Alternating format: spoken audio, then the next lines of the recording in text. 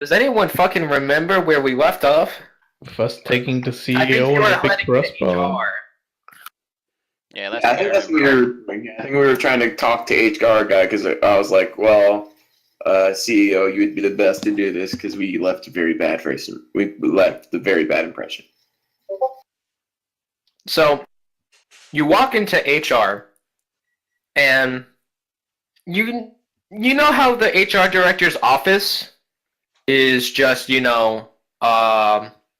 kind of like has that open window. You see like the inspirational kitten poster on the wall, and right where his desk should be is an obelisk. It's kind of this kind of like blackish purple obsidian obelisk. It's got this kind of like script written on it that's kind of glowing slightly purple, sometimes red, another fuchsia. At the top, we see these kind of like waving, kind of like lines, kind of just like roll around it. Some people are noticing this and just looking at it straight, like just staring at it. The one desk attendant keeps turning their head as they look towards you, and they go, the HR director's not in his office, I'm sorry. When did that appear in his office? And I point to the obelisk. I have no idea, but it makes this random humming sound, and like you just hear this like blom from the office. I think we should investigate that.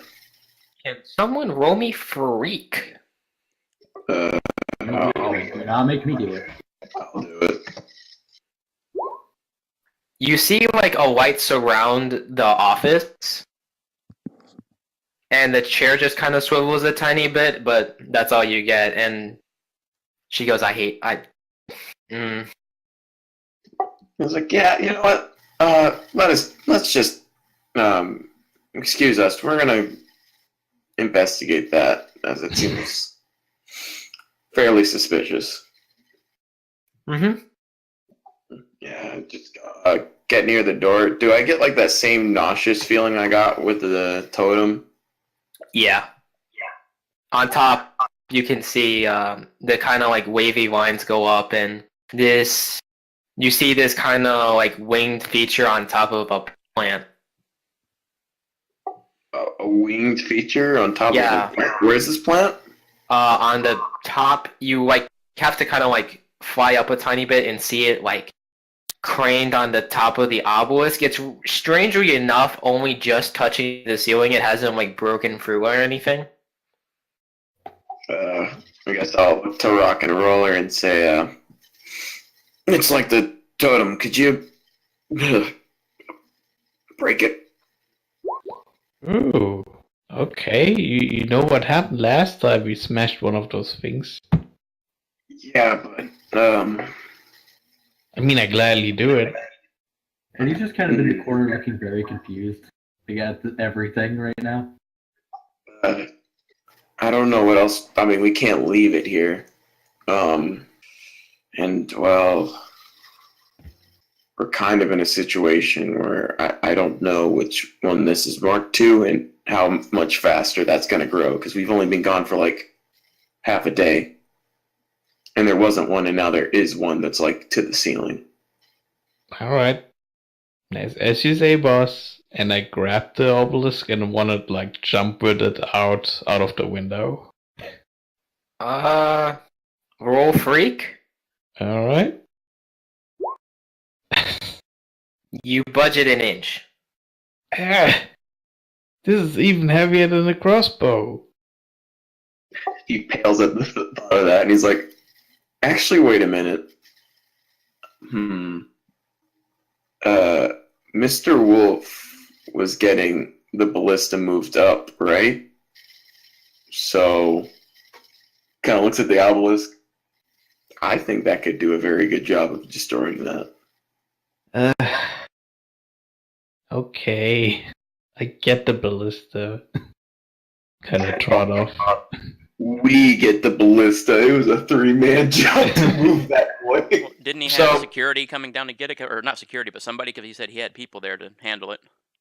Yeah, the ballistas was security. Well, then we'll get security to slash and Mr. Wolf, explain the situation to him and get permission to blast this obelisk into oblivion. So you go to security, you tell them the issue, and they goes, yeah, I've been wondering what to do about that. But right now the agency says all it's got right now is you. And that you have pretty good connections with whatever that is. Yes, we have reason to believe that this object is a source of inner conflict within the company, so it would be good if we destroyed it, but we don't really have the means to do so, so we were wondering if we could use the ballista that Mr. Wolf had specifically stated was to destroy the signs of the cult that this obelisk represents.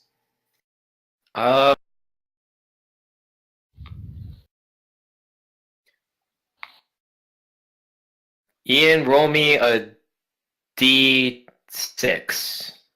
Okay. Actually, just give me a blank roll. Give me a plain roll. 2d6, nothing. Okay. Oh, damn. So, you hit it a couple of times while they're off, and the HR director kind of just pops out from it, and you kind of like see that he's just almost human. He's got these kind of like whites to them. They're just kind of like all black. Holy, yeah. Rock and roll screeches like a little girl. And they got gold, and they kind of just got like this pupil inside of it.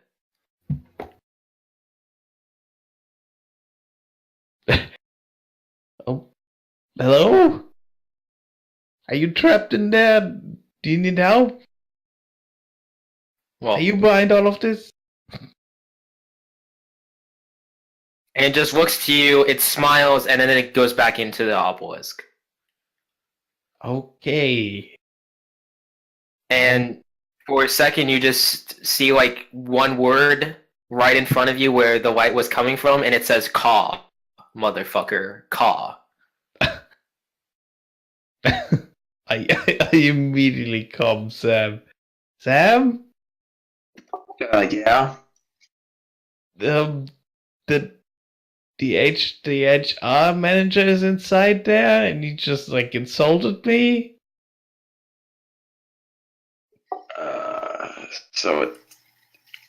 I'm guessing he's a part of this then. Yeah, no shit.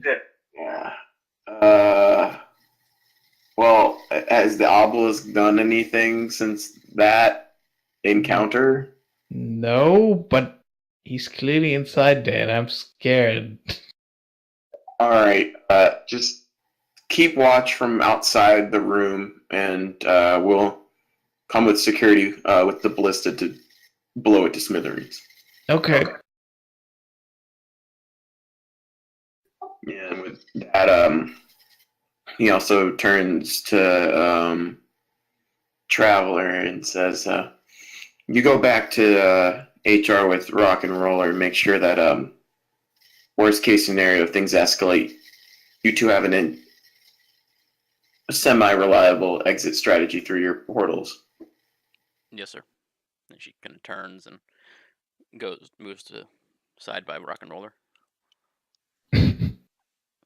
Yeah, me and Bodkid will wait for this ballista. So yeah, it takes about 8 minutes before the security director comes in with three of his team carrying it, not him. He's carrying the 2 bolts, or I should say the ammunition rather. Yeah.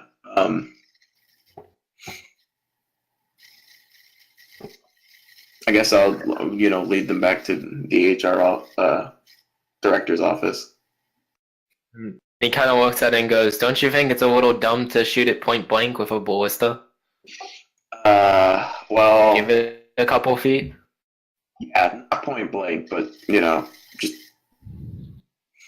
So we'll make some distance and open the door. all of the HR people are just looking at you, like pull the ballista in and set it down, and like about the desk is actually a very good central point.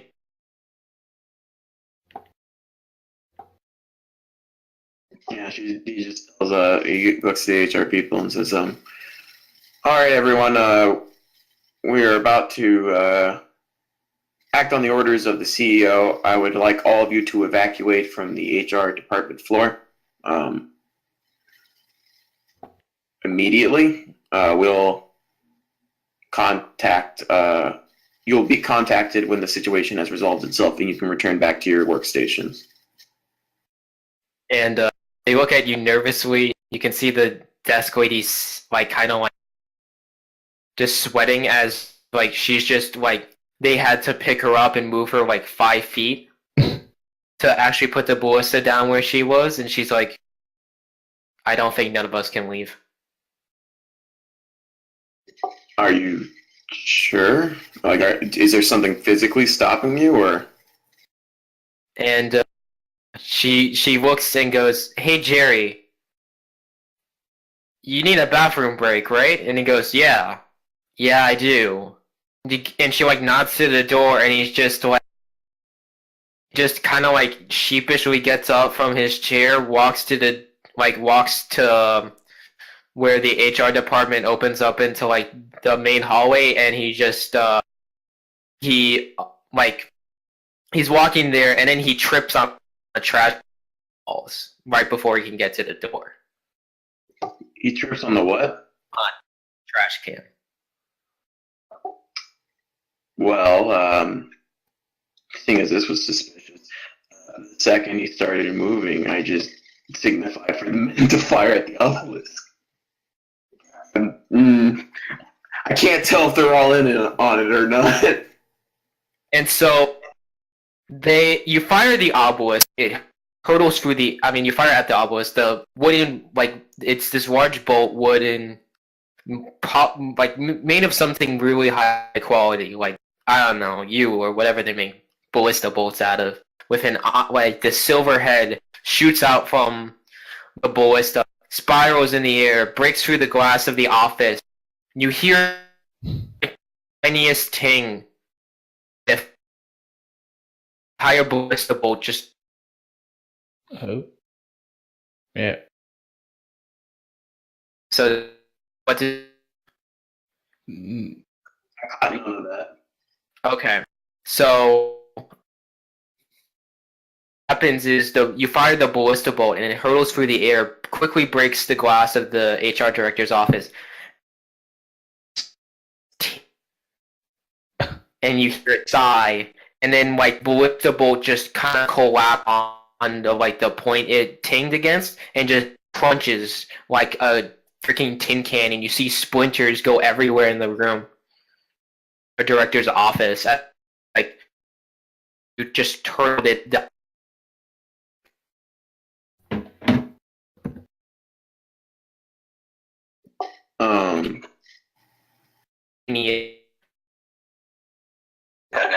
Yeah, cutting out really bad. Yeah. Yeah, basically. Bren. Well, that came out clear. Brian can only see. Okay, how about this? Is this fun? Yep. Yeah. Oh, Okay. yeah. So let's try this again for times the charm. So you fire the ballista bolt. It hurtles through the air, kind of like we see this kind of like milliseconds. It breaks through the glass of the HR director's office, and you see it like about to hit the obelisk, and you hear this slightest sigh, and then you hear the ting as it makes contact, and then you just see the ballista bolt just crumple like a soda can against like a forehead, just against the obelisk. and you like one of the security guys looks closer and goes, "I think it made a scratch." Wait, no, that's just the weird writing. Can I roll been reading the files to maybe understand the properties of this obelisk? I'm pretty sure you can, like 90% sure. As when you first encounter an important superpowered phenomenon. Yep, go ahead. This is pretty crazy now. Yeah, I get some info on it. 10 plus. Ask the GM a follow-up question. They'll answer. On a hit, tell one important detail you've learned from your studies. The GM will tell you what, if anything, seems different from you remember. Can you just tell me? Because I think this is a little bit different of a situation. So, from this obelisk, you kind of like bring up a point that you've been reading about, kind of like Apollo and the other Greek gods, and supposedly the birds, right, have this city, this gorgeous, immortal kind of city, and it's nigh unbreakable and like malleable to their will. Something of like this perfect utopia. And it's described from your studies to be of this kind of obsidian rock.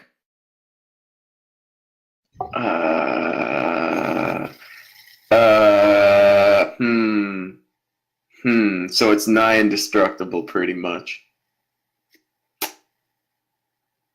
Pretty much. Can I try to, I don't know, assess the situation then? That's what that's at least what the one Ares champion wrote. Then the Athenian champion wrote something different. Then the Apollo champion wrote that it's just fucking bullshit. Somehow, you know, Bastion wonders why all the Apollo champions are like Apollo and he's the sole exception. Well, there was Orpheus, but seems like every 90% of his champions that he's fucking read reports from, they're always like, "Dog, this shit was dumb." It's like, we're supposed to be the learned one. They were learned. They said it's dumb. Yeah, it's like, oh, thanks, previous predecessor. That's really descriptive. But he looks at that and he's like, can I try? I guess try to assess the situation because now I need to figure out how the hell to get this out. Can we just teleport it into a volcano or something? Well,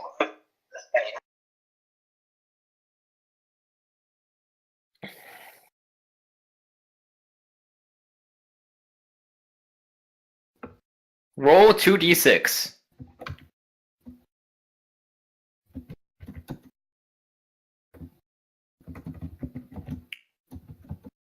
No.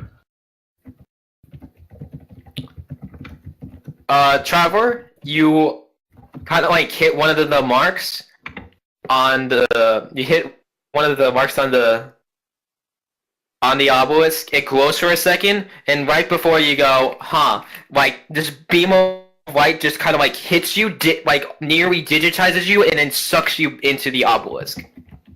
Can we do anything to stop that? Wait, we got sucked into the obelisk? Traveler. Oh god. Can we do anything to react to the beam shooting out, or is it instantaneous? It is practically instantaneous. Before you know it, half of Traveler's upper body is gone. Can I put my hand in the beam and see what happens? Yes. Your hand disappears. And then the beam of light also just goes to encompass Bastion, as he also is kind of digitized into the monolith. Hey, can Eddie do something dumb? Yeah. Jump directly into the beam. Eddie also jumps into the beam, and now 3 people are digitized. Ooh, this is like my animes, and I'll jump into the beam. Yeah, and then you also jump into the beam, and for just this 1 second, you just get this taste of sunflowers in your mouth, like sunflower seeds, and then you're just falling in this kind of, and you look around, and it's just this kind of old, kind of wintry place with that's just flat. It's and then from it you can just see poles of what looks to be something like the obelisk just all around, and you just fall into bank like this kind of just even level like flooring of snow, and like you would just look up to the sky, and there's just those changing colors again. Are we around each other, or? Yeah. Yeah, he just kind of gets up in size. It's like, well, there goes the thinking it through plan. That never helped anyone. I am so confused right now. Yeah, sorry, Bodkid. It's not gonna get any simpler. Yeah. Sorry, just sir. I getting thought more it ass. would work. Hmm? Turning to Sam. I'm sorry, sir. I thought that would work. It wasn't a bad idea. Just we had a little bit more time to Hey, can I roll straight up? try to get a hold of the situation before we threw random shit at it. But it's Can I roll fine. straight up creeping real quick? Yeah, go ahead. Hell yeah. That one. Oh shit. Let me look up the effects of straight up creeping. Yeah, I can post them in chat. And I asked okay, go. What's your question? Alright. What's your 2 So questions? first off, what happened here recently? Someone fell Was it and then moved around. About a man, probably, is what you say. Size 10 Alright, and business shoes, probably leather. Very nice. alright. And the next question is whose place actually not that one. Fuck, what's in the what's the best way? Nah. What here's worth grabbing? What here is worth grabbing? Yeah. For something to pick up for that no power's not nearly enough training, my man. So you're kind of just like looking around, and it's just barren except for like the odd obelisk, and then you kind of like dig up the snow a little bit, and you kind of like dig into ground a tiny bit, and then you dig into that, and you can see just tiny bones, like what used to be kind of like this flat, like what used to be kind of like flat grassland. You kind of like digging a bit deeper, and then like digging harshly into like the permafrost of like in the ground. You kind of like see miniature bones, Like bird bones or like bird bones. oh. Eddie like scoops up a handful of them and he's like, aren't birds bad? Oh yeah, this is a bad situation. Which is why I was he just kind of keeps it to himself. He was gonna say, hoping it would just be me who would have to help pull Traveler out of this and not the whole group. And it's like, well, we're already here now. Might as well not say that. He's like, well, I think we should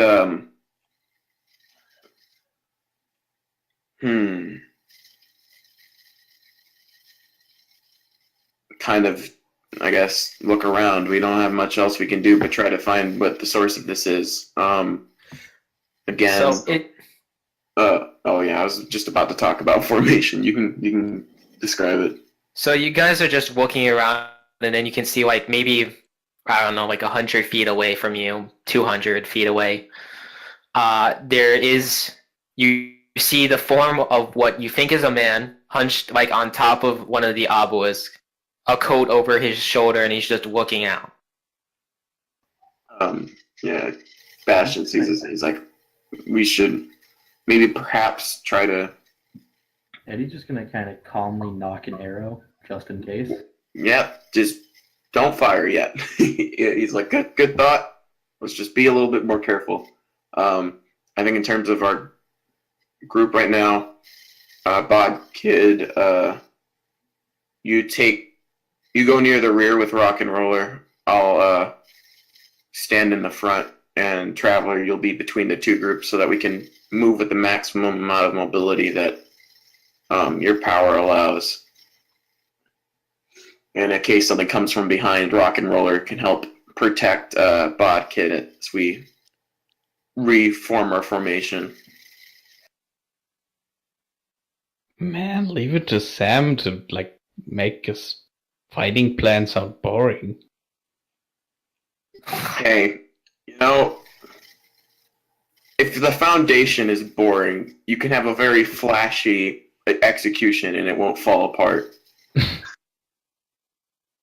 You said flashy, and that made me perk up a little bit. But then you lost me. Let's just start walking towards the obelisk. Yeah, he's just like, just trust me on this. And he walks up. He takes point and tries to, I guess, see how this man reacts to our presence. So you start going out towards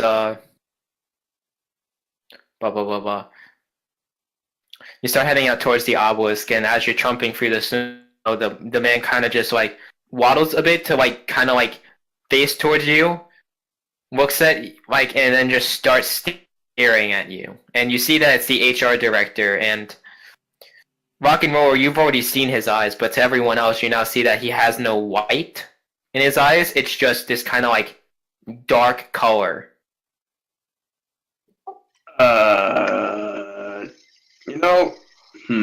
Apparently this is the day where they've been reading the files that I've let just chill for 12 sessions is going to be used very aggressively. Can I roll it again to try to figure out if he's possessed or something? I mean, he obviously looks possessed, but what kind of possession? Roll been reading the files. Damn. I'll give you one thing. He's not acting.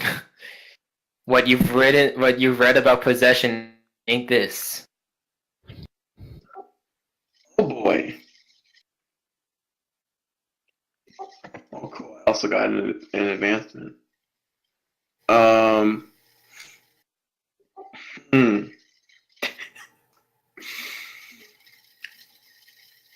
Kind of just looks at the man. You get closer, and within about 50 feet, he just says, "You can stop right there." So you can talk. What do you mean I can talk? Of course I can talk. Are you still the HR director, or? Probably not after this. Kidding me? God. You've been a bad person all along. And we were all right by beating you randomly up. Well, that's not how that works, Rock and Roller. But in this case, it worked. I mean, yes, in this particular instance, the random guy whose face we attacked happened to be evil. But let's just avoid making that a habit on the off chance that one day it's a hero. No, do that more. See, when the villain tells you to do something more, that's a bad idea. It's a fantastic idea. Oh man, Sammy's so tempting. In fact, you know what you should do before you can get any information from me? Charge. Don't come closer. No. Sam, it's in my head. Dude, what are you talking about? This is the babiest form. This isn't even real manipulation. But I'm so easily persuaded to violence. Hey, you know what? When we get the information out of him, you can be violent to all your desires short of fatally. How do you know that I won't be lying to you? You should beat me up and then get the information. Oh, it's such a good point, Sam. Rock and Roller. If we talk to him first, there's no reason why we can't beat him up afterwards and then talk to him again. Make it quick. Can Eddie pull But up you could just get to point B without point A. Can Eddie He just pull up the plunger arrow and put it over Rock and Roller's mouth so he shuts up? He just turns to the guy. Okay, so like, what are Yeah, you? now I'm what is- bored again. Yeah, well, boo-hoo. I'm Yeah, sure. boo-hoo. So why is you and I guess whoever you represent picking a fight with a random? I represent myself. Well, I've only ever represented myself. why did you put obelisk in the middle of your room then? That wasn't me. I was my business partner. Can you tell me about your business partner? If I get out alive. I promise you will get out alive.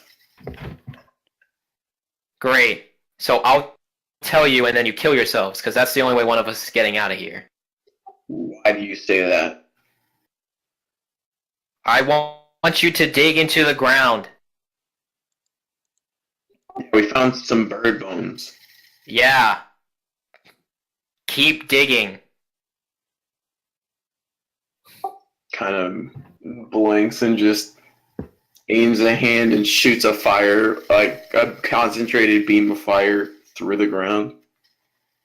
So you just start swagging away at the ground, and what you get is you see a human femur, and then you keep burning down, and then you just see this humongous, kind of malformed bull skull, and you keep burning downwards, and you see like it takes a good 6 minutes, and he just keeps like nodding, and then you just see the skull of what looks to be a dinosaur. Well, I'm just gonna mark afraid on Eddie right now. Kind of blinks and he's like, so this is very old, whatever this containment device is. Yep. I don't know, it looks And down the D&D, hole. they like to call it compelled duel. Oh my god, this is so metal. Rock and Roller, we're going to have a talk a bit about what the birds are and their objectives are, and I think you'll find them a lot less metal. Hey, once all we you, want is just perfect freedom. Total liberty. Oh man, now he's getting in my head again, Sam. Rock and Roller, I can make this very simple for you. You like your fans, right? Yeah? You are aware that most of your fans are not supers, right? They're just normal people. Well, most of them. Well, in a world where everything's completely free and people with powers are allowed to do whatever they want, how fast do you think most of your fan base would die? I mean, they're rock fans, not that fast, Sam. Yeah, but in the end, like, there's not much more a normal person could do against a supervillain. That's what total freedom means. It means that the weaker can't be protected anymore. It Oh, doesn't matter how much you enjoy your music when the buildings are literally eating you because of some freak controlling them. Hey, nice reference. So, I'm just imagining the camera slowly panning over to Eddie right now. Yep. sadly, none of us are good at mundane, so we can't really comfort you at all. I'm like, That's that +3 mundane on Eddie. Eddie, listen to So, me. I have hope to you resist- understand that you gotta keep your promise because you believe in law and integrity, right? give me a second. Just kind of thinks, can I? That's Yeah, how this I- works, right? And he's like making these hand motions that like his left hand is kind of like moving towards you and his right hand's kind of like moving in conjunction. Like as the left hand goes like farther, the right hand goes inwards, and he's like giving you like eyebrow raises. Hey, I'll promise to kill the person who caused this. I'll do that for you. And then I'll also tell you that you're dead. 1, chill. And would I call it a legacy? My masters dealt with your business partners in the past. I'm sure there's something that can be used to get out of a compelled duel. Otherwise, well, I mean, Olympia wouldn't have lasted that long. So he's just like, be patient. We have plenty of time to think on this. It's not like, kind of looks around, we're going to die of starvation in 2 hours. Just let me think.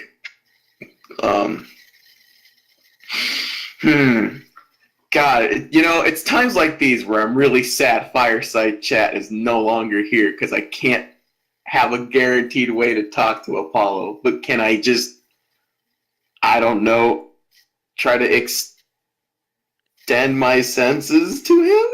I don't know what other means I could do to try to get. Try it. Call a friend. Hey, it's 12.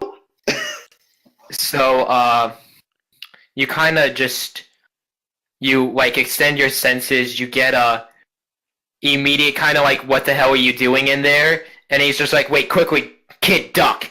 And you're like, what, duck? And then you like kind of like crouch to the ground, and then like a bolt, like 5 different bolts of like purple energy just fly above your head. Hey, Master, you want to explain what's going on? Oh, you got. Okay. Wait, is this like happening like right? So I'm going to need you to remember Tartarus, right? You know how Zeus kind of cracked the ground open? Yes. You know how kind of like the volcanic rock is bedrock of Earth, right? Yes. Yeah, so he turned bedrock into this kind of prison thing, and that's where he put the Titans in. And right now, I'm going to need you to dodge roll left, and you do that, and another like 6 beams comes towards you, and the guy just on top of the obelisk is just clapping, like nodding, looking at you.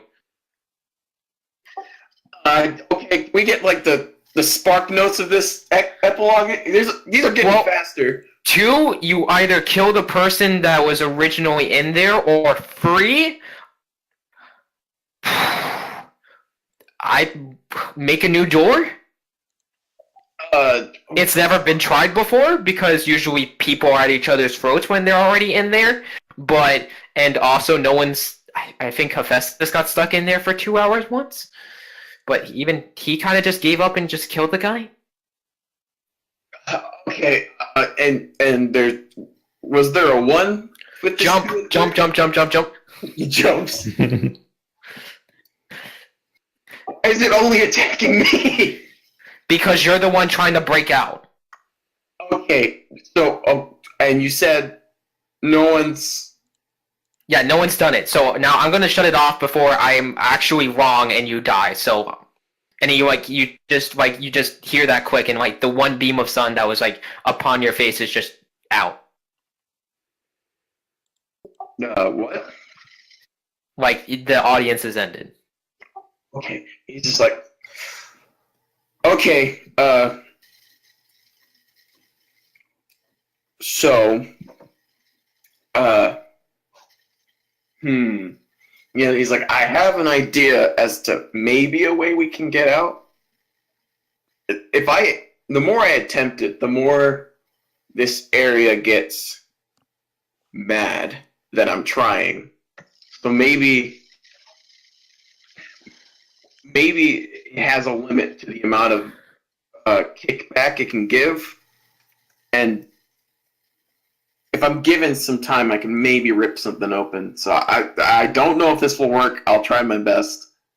Can you 3 just make sure that this guy doesn't try to kill me while I'm busy dealing with something that... Yeah, we literally have someone who can make portals in our team. Just say.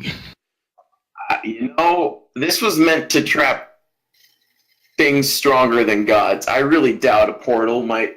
I mean, hell, I would love to try it. We got nothing to lose. Just,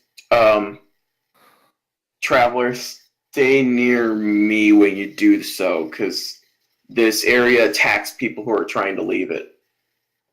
Understood. And I immediately kind of move a little bit closer, my back to Sam, is try to throw out a portal, the standing portal. The first place I think of to try to port to is the Illuminati cafeteria, thinking about the slushies. Yep. So, roll me a freak. That too. So yeah, you see like the portal open. You see like the kind of like pixel starts sparking on the outside, and you kind of like in this kind of like wavy, kind of like you're looking at it through like water is the kind of outline of the slushy machine, and you can see like someone like a toolbox on top, like on the counter where you would put your drink, and it just stays there. I don't know how stable this is or if it'll even work, sir, but He kind of nods and is like, rock and roll, you want to be the first one to try something dangerous, or? Oh, fuck yeah. And I already jumped through the fucking portal. Before you can even finish that sentence. So yeah, you kind of like you jump through the portal, and then you look around, and then all these kind of different portals open up on the obelisk, and rock and roll, you're just jumping, and then you're just continuously jumping through portal after portal after portal, as we just see rock and roll around all these different obelisks just go through one portal after another, and we just kind of see like mirror images of him all around the place. And he kind of just speeds up to this one point where it's almost like it's really fucking quick, and then like there's just one on like above where like the portal was originally made, and he just slams down hard. Oh shit. And like goes into the ground and like craters it a little bit.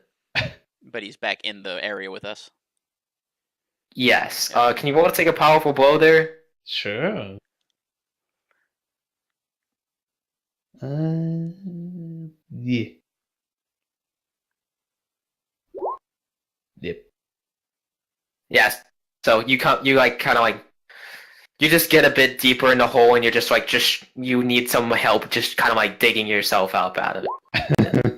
Yeah, Bastion's gonna help him. He's like, yeah, I'm sorry, man.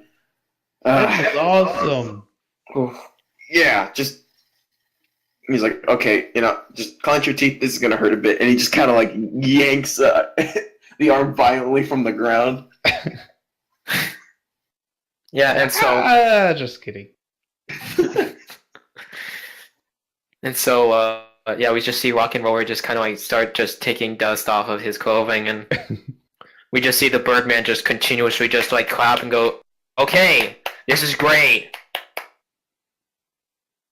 This is really great.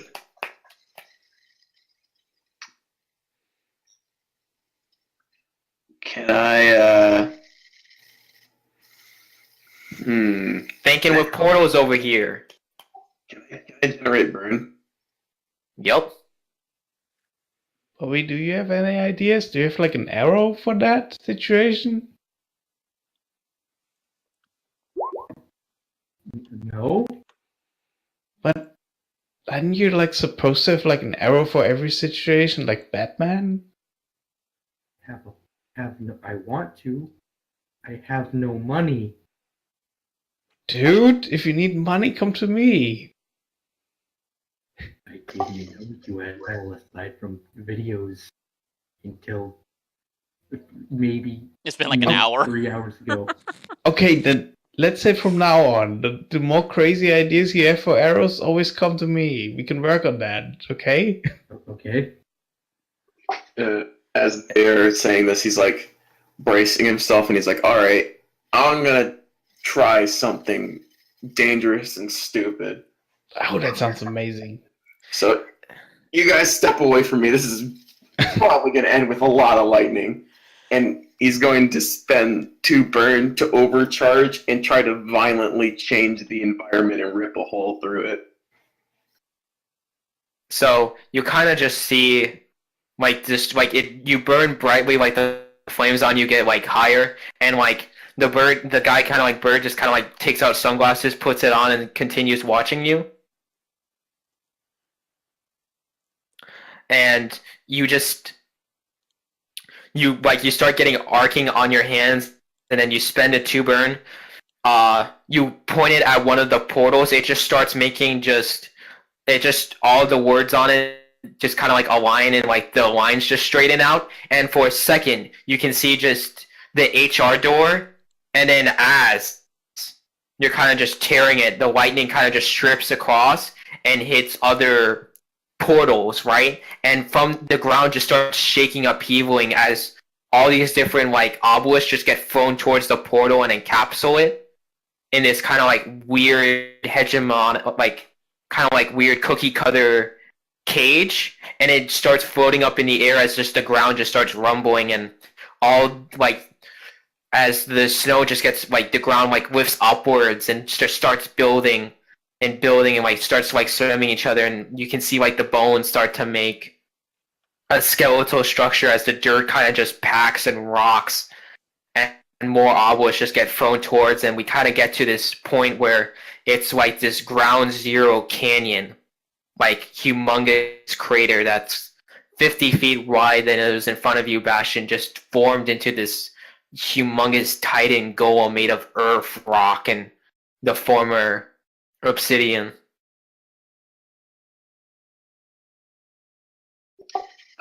So the portal is not here right now, and there's just a golem right in front of it? Yep. Okay. Well, not in front of it, around it. Around it. And so you kind of like see the bird guy, just his obelisk didn't move at all, and he's kind of just looking at it and goes, "Well, you took one step forward, and we took about 20 miles back." As far as I see it, this isn't something that's happened before, which means I'm one step closer to breaking out.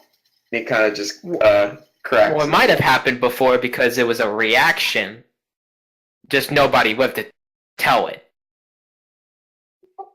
There's a first for everything. And he clenches his teeth and will immediately follow up like this extremely violent show of power by trying to use Reality Storm to fucking just immediately blast this golem. So, as you kind of like put Reality Storm, roll for it.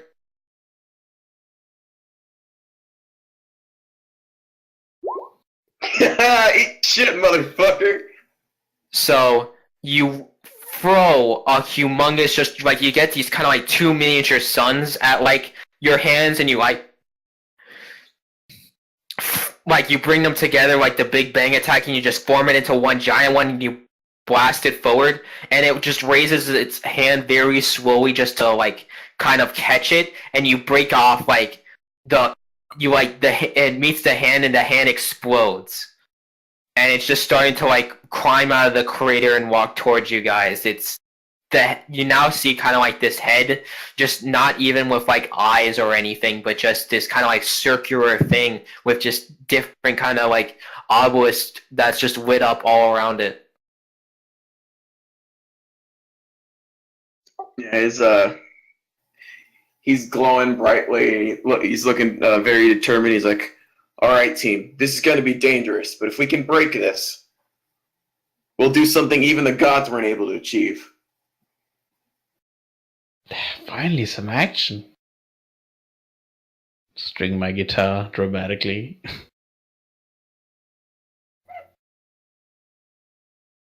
Having fun there, Eddie? What?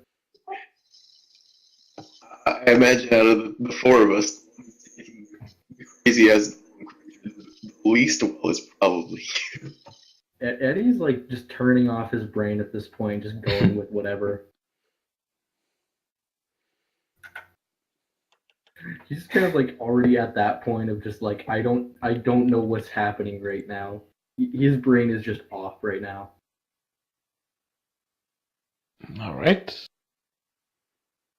Guess I'm gonna make the start and gonna start violently bashing that giant golem. Yeah. So, roll danger. Cool. Oh, Jesus. Yeah, so you kind of just take this, like, we kind of see, have you ever seen that Spider-Man gif where he's in, like, the middle of the middle of a farmland? Yeah. So we kind of, like, just see this kind of, like, sprinting measure as you kind of, like, just go, like, kind of, like, go towards it, and from, like, the arm that was destroyed, it just takes, like, all of these like, you saw, like, how there was lasers before at Bastion. You kind of, like, see all those obelisks light up, and then just, like, have this humongous amounts of, like, volleys just at you, and you just get, like, just start volleying at you, rock and roll, and all around the team. Oh, by the way, we're gonna start rolling team now, because that's something I should do, Yay. considering you're basically going up against the Titan from Hercules. Wait, there's just like a giant volley of arrows? Like, not arrows, but like laser beams. Oh shit. 'Cause I was gonna be like, any special arrows? Who is the leader? Probably Sam. Sam, do you have influence over everybody? Yep. And then an additional team duty captain. And then everyone have the same purpose in the fight? Yep. Yeah, I think.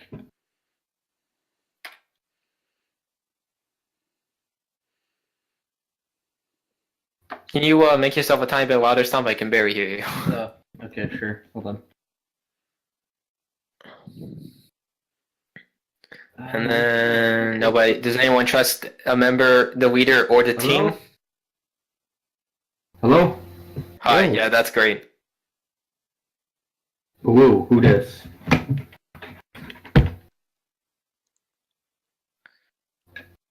Sounds really freaking good. Okay, so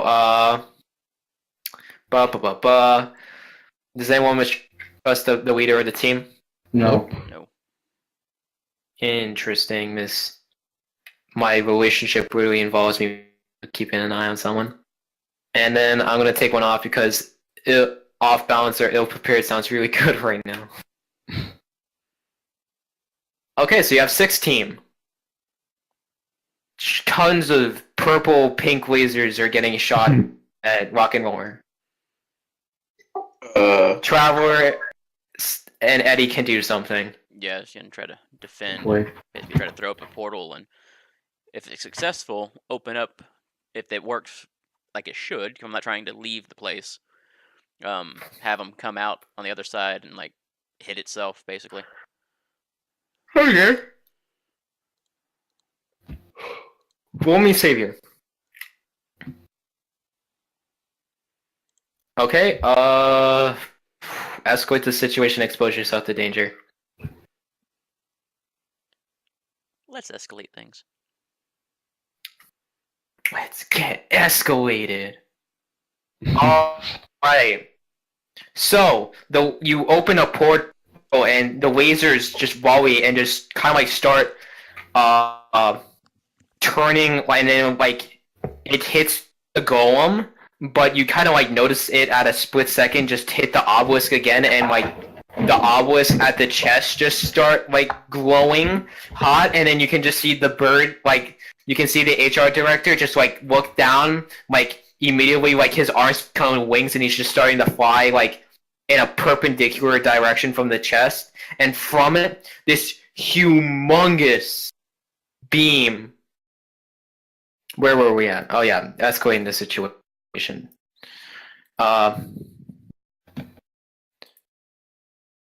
So it kind of like this ball just kind of like centers at the chest, and then like it kind of just starts like wrapping itself around the body as you just are about to see, like kind of like you're figuring it's going to be like this humongous chest beam, and it makes itself a new hand just made out of this kind of just purplish pinkish energy.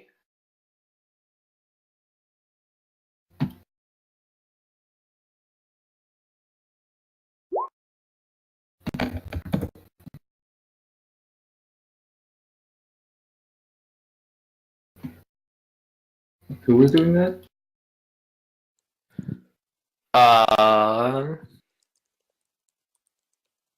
The golem. Yeah. Golem has a new hand. Oh, Immediately undo did my work. Oh well. pick between things. Alright, hey, can I roll straight up creeping real quick? Yes. Alright, I just gotta roll a normal roll. Oh hey, that's good. That's exactly what I wanted. Alright, you get one question, right? Yeah. What here is worth grabbing? So you kind of like are kind of like clumping around, and then you see like one of the like you see a shard of the like obsidian rock. Like how big? How big we talking? Like the size of a kitchen knife blade. Size of a kitchen knife. Ooh boy, I got ideas. Ooh boy, I got ideas. Or like a butcher knife. Sorry, butcher knife Ooh. blade. Ooh. Ooh boy, I got ideas. I'm gonna have to wait for like next turn, I think though. Alright. You can start preparing for that action, by the way. Yeah. So he's about to try to tie that to an arrow, like as an arrowhead. Alright, so you're working at that. Traveler. Wait, no, Traveler defended. So we just see this. That means it's top of the order. I'm super sorry. We see this giant golem take its like new hand, and then like with this like just this size like of like a Taco Bell, but like Mr. Fantastic almost like elastic punches the entire ground sweeping towards you guys. So is this targeting someone in particular or just everyone? Everyone. Oh boy. In that instance, do we all have to roll take a powerful blow, or can we react? You can react. Because that is most certainly gonna try to dodge like a motherfucker. You can roll danger or freak. Alright, so those are both bad for me, so I'm gonna go with danger. Damn. Okay. Mark that potential. Can I generate burn and try to do something? Yeah.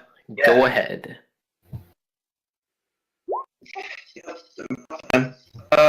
Okay. Christ. That's 2. Alright, I'm gonna spend one of those 2. I'm probably gonna have to spend 2 members to do this, but I'm gonna make a moat to help protect the group from that gigantic fucking attack. Yeah, so you have to basically spend all your energy to like make this kind of like little sun shield to just bounce it upward, like bounce the like the elastic punch upwards, and then it just kind of like goes back into its fist as it's finally like kind of like done climbing like out of the crater too.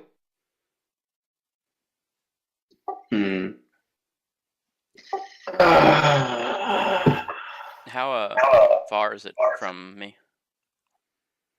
From you? Yeah. We're not talking about maybe 100 feet from like its like left leg. Okay.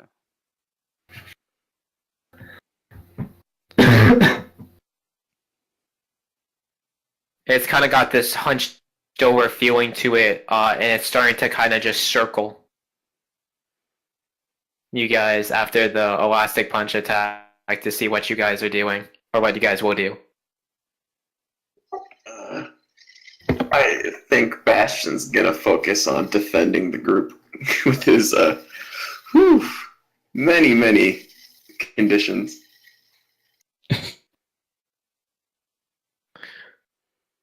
So Eddie, you tied the obsidian thing to an arrow. Yep. Alright, hold on, wait, I gotta... There's basic moves. Alright, so... Could I use assess the situation here? Huh? I'm trying to decide whether or not I can like assess the situation or straight up creep into like. Actually, yeah. Can I roll assess the situation before doing anything else? Yep. Alright, nice. Assess the situation again. That's superior, right? Yes, plus superior. Come on, boy. Give me that straight roll. That straight normal roll. Yes. You get one question. Alright. Let me open up the moves. How can we best end this quickly? If you kind of take it to a point where you can drill it straight to the heart fast enough, and then open up the obsidian cage, and then I don't know, it somehow got broken as you like have the arrow in your hand, so you have enough power to probably break through and then head through the like maybe Bastion's portal thing is still hot. Is there any like particularly weak part of this armor that Eddie could see? Nah, it's pretty consistent all around. Dang. That's why it's just kind of like maybe just this kind of like spear tip all in one punch. Right. I'm trying to decide whether or not Eddie could like shoot this arrow and try to nail this thing right in the heart. Shoot this obsidian tip arrow.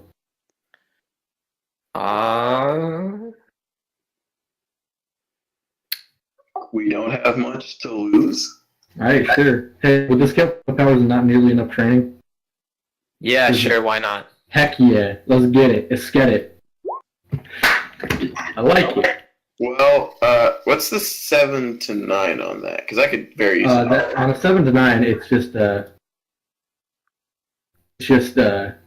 it's equal to directly engage a threat.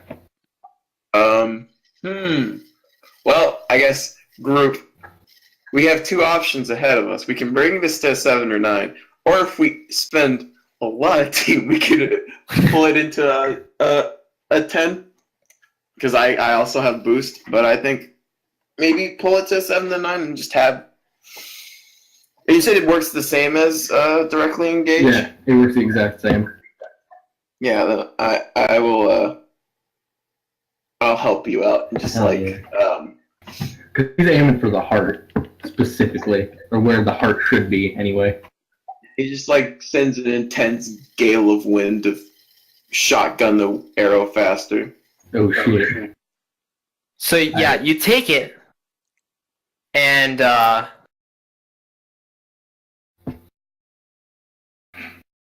what we get is just this arrow just like pushes through, hits, smacks into the chest, goes like kind of like the dirt kind of just peels away as it like comes towards it, hits the kind of obsidian cage we saw, breaks through it. We then kind of like have this next panel where we're like following the arrow, and then it goes into the office and like stings itself into the ceiling of like the HR director's office. Eddie has the dumbest smile on his face right now.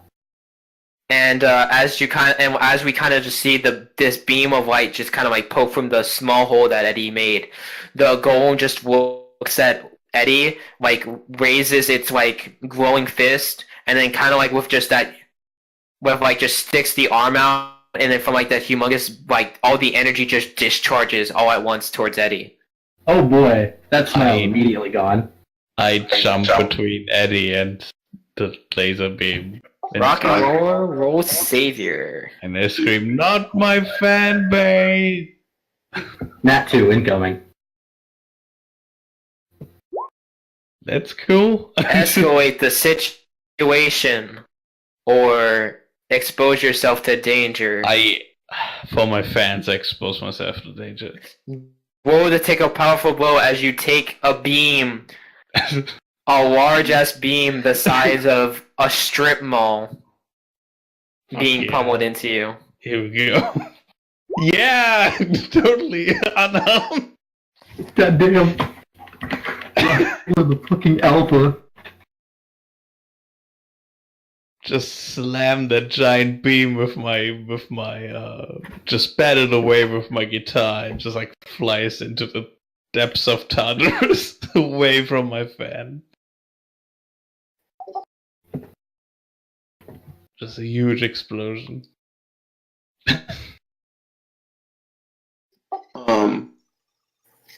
So is the portal exposed to us now? Through a tiny sliver the size of an arrow. Yes. Well. And let me just describe this humongous bit of rock and roll first. So rock and roll, the beam comes down at you, right? Yeah. Like seeing him, and we're like the radio go, like you can see the girl in the bodega goes, well, there goes Eddie. And you just take this one just gigantic strum as just this kind of like vortex opens in your guitar strings, and you just start playing. Oh God, what do you start playing? He was playing some Steve Vai shit. High voltage by AC/DC. I don't know. No, this man's playing fucking Power Panzer Kampf by Sabaton right now. Yeah, well, you're playing power metal as you're just jamming, and like all the energy from it is just going into your strings, and you can just like it's just malevolent though from like the color, the beat, but just like it's just feeling it, and you're just strumming just gets more and more kind of like it's something into like a minor, goes into like a minor key. And it somehow still works as like it changes.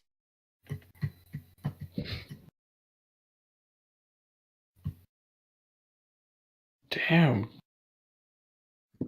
And eventually you're just standing there, and we kind of just see the reader just kind of like, and you just do like one final strum as we just see this like what used to be your guitar strings are now just surrounded by these humongous like pulls of like energy.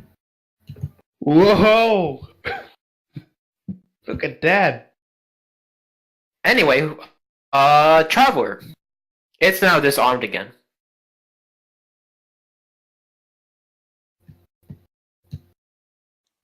Let's see if I can escalate the situation again.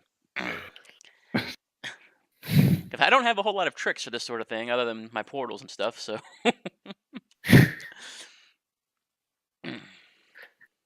So yeah, what are you trying to do, Traveler? So I have this idea in my head, and I take off running towards it. And Okay. as I start running, I start focusing on like building up a teleportation charge to it, and instead of like some sort of portal or anything like that, I actually kind of like just disappear in a cloud of like rainbow sparkles and reappear above it and like fall onto its like shoulder, basically straddling the back of its neck. Okay. And I don't know what the hell is going on at this point, but I want to try to like teleport with just the head again. Won't directly engage. With a -1.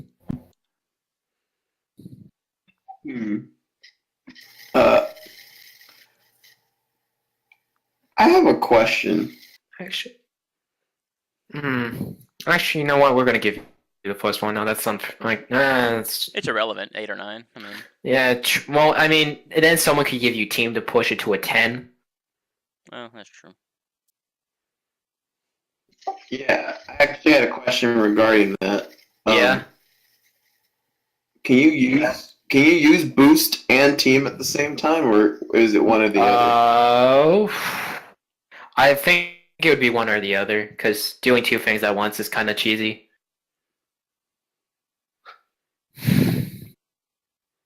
But I'll say it's a 9, and then you can team to a 10 if you can explain it.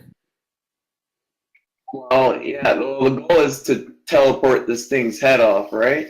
Yep. If I'm trying to understand, there's a lot of cutting out, but in that case, I think the way Bastion makes this easier is that he sees her intention, and like while it's distracted by Traveler, he's just gonna go and like shoot off like a rocket and like hit it directly in the neck, thus like weakening its foundation, making it easier to like rip the entire thing off.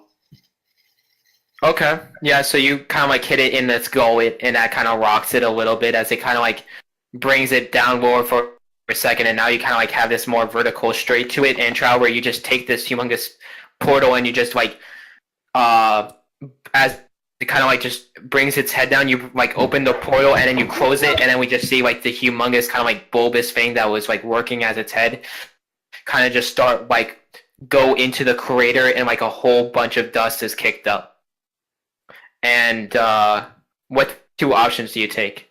Resist and avoid, and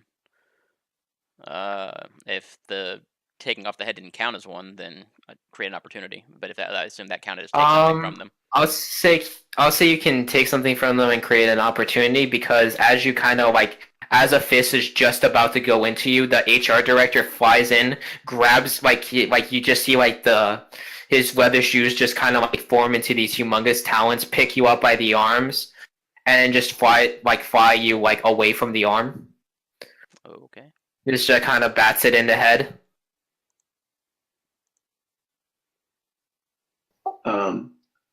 Since I didn't actually get much of an opportunity to defend anyone, can I still do something with my turn?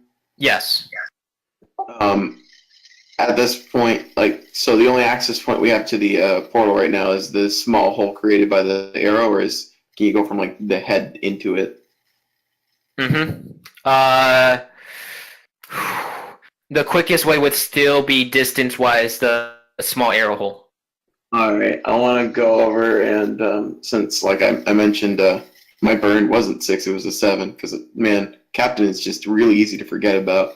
I want to spend my last burn to do another reality storm and like shatter the hole so that we can actually get through it. Okay, roll burn. I still had one more. Like I thought you only generated 2 from boat, and then I had you generate and then use 2 to create mode because of the. Yeah, but I mentioned in chat that I miscounted and I forgot the captain's +1 to the first roll you do in a combat. So that was a 7, so it generated 3 burn. But didn't you wait? Was that the first thing you rolled in combat? We generated team. That was the first thing I rolled, because I attacked, but we didn't generate team at all. True. That combat hadn't started at that point. Yeah, well, I'd done. Okay, that was actually 7. Okay, I see that now. Okay, so yeah, go ahead.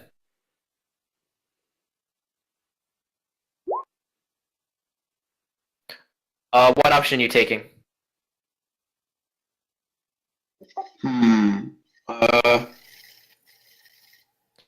Oh wait, you get +1 because you're acting on his opportunity. Nailed it. All right, then I'm gonna, protect myself, and I don't know if it would be take something from them to make the hole bigger, right? Yeah, taking their chest armor. Or Yeah, so that we can get out through its chest.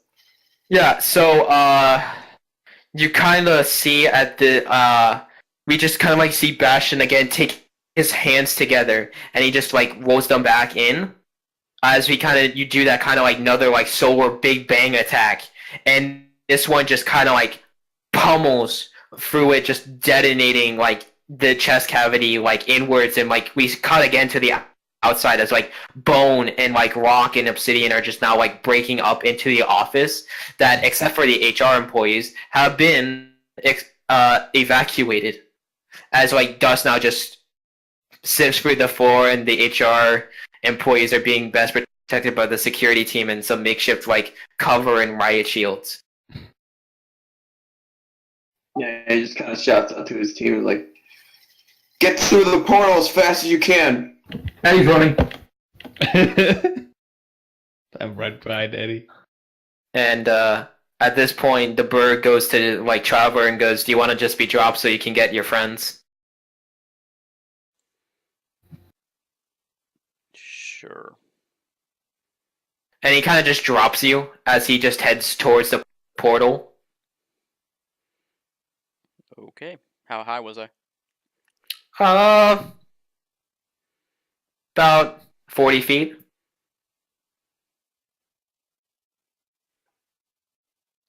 I mean, not a whole lot I can think of doing. Can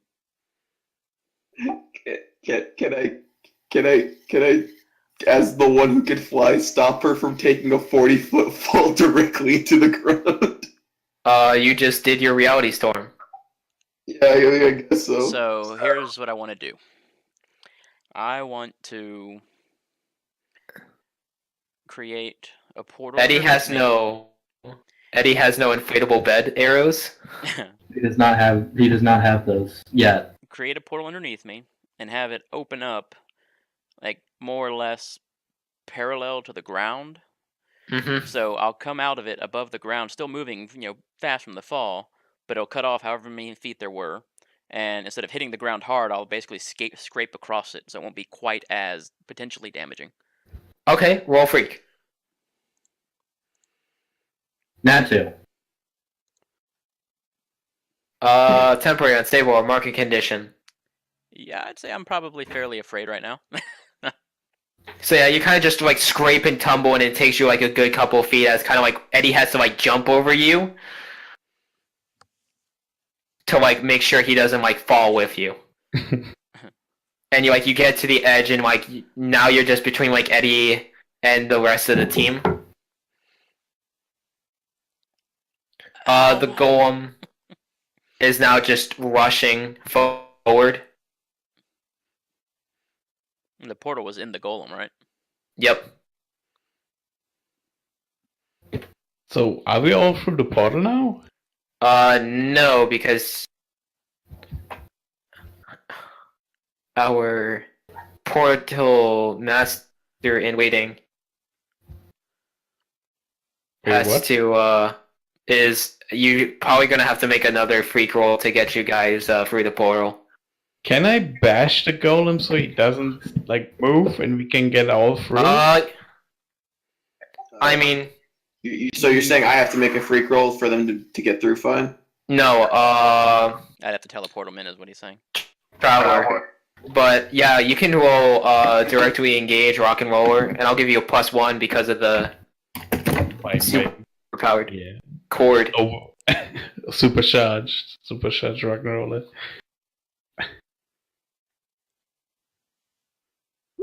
Oh yeah. Just fly forward, and my guitar just ever so slightly just connects with the rest of the golem, and just like this giant violent explosion rocks the whole Tartarus.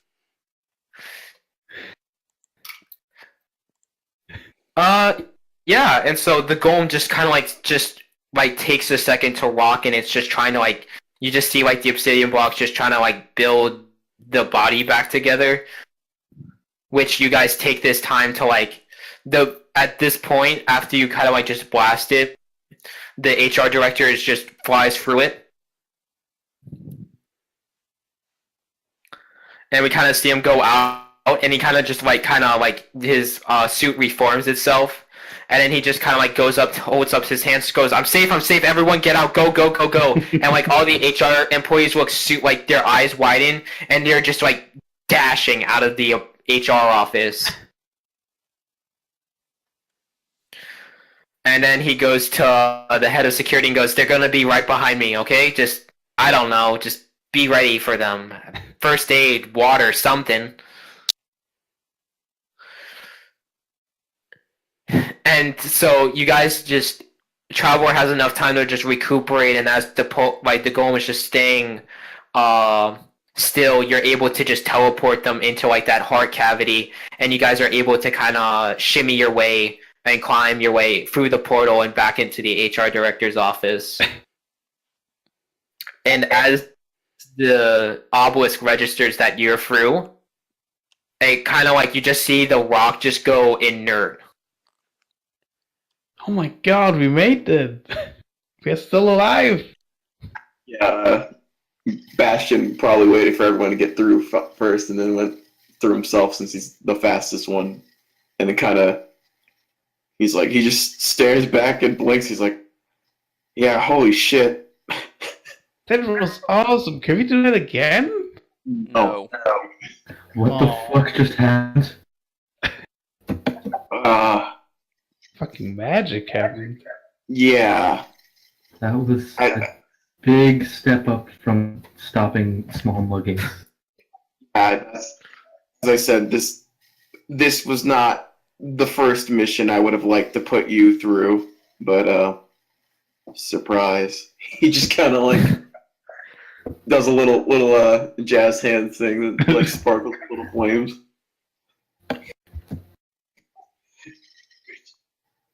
It's a good thing that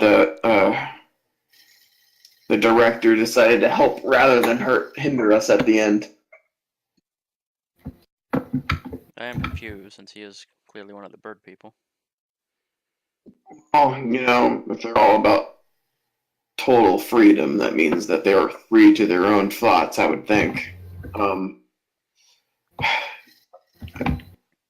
I disagree with their organization's goals, but if the individual can be reasoned with, I don't see any cause to start fights right now.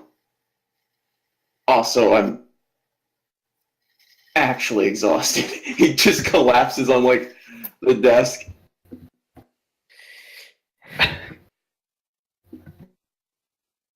And you kind of like get in there, and the security chief just kind of like comes in and goes, "You guys all right? No, What the hell was that?" I don't know. Appeared to be some sort of transmatter device or artifact.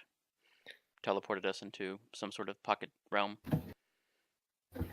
And like some of them just come in with like blankets and water just to throw on top of your guys.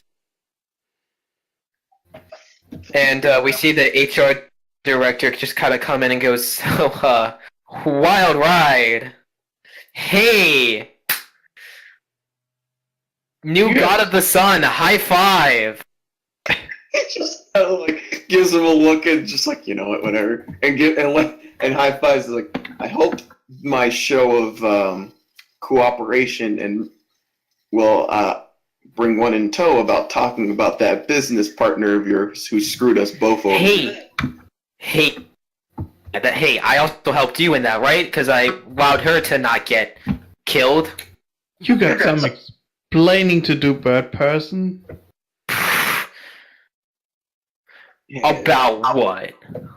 Again, I'll give you the business partner because she screwed us both over, and I don't appreciate that. And you have your heroic sense of obligation to society to worry about. I don't like the way you're phrasing that, but yes, Look, those are. I'm part of a non-system systematic organization that is super individualistic and hates obligation and government. Just We believe there can be future without laws. I mean, again, the idea of it's beautiful. It's not something I think mankind's ready for, but we don't need to get into this debate. If you can give us the information and promise, or at least, yeah, you know what?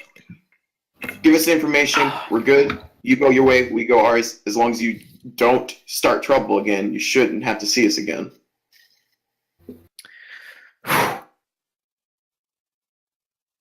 Okay, well, about that trouble, I'm gonna have to talk with you about that, but that's another time. So, my partner, yes, my partner. Oh, how much do you know about malevolent magical, evil women on your planet? You mean Joy's mom?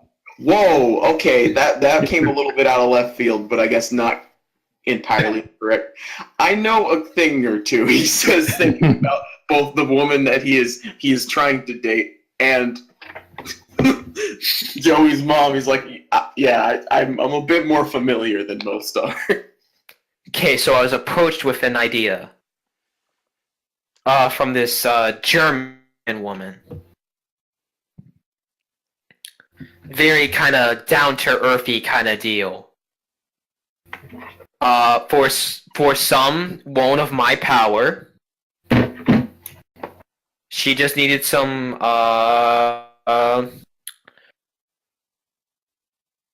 power to help me feel a kind of force that I may have not used to start more was I was going to use to start internal trouble, not in the corporate espionage and sabotage sense.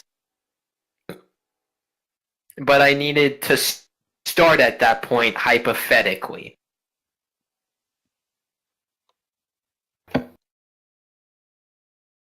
So basically, she was giving you the means to start some kind of revolution.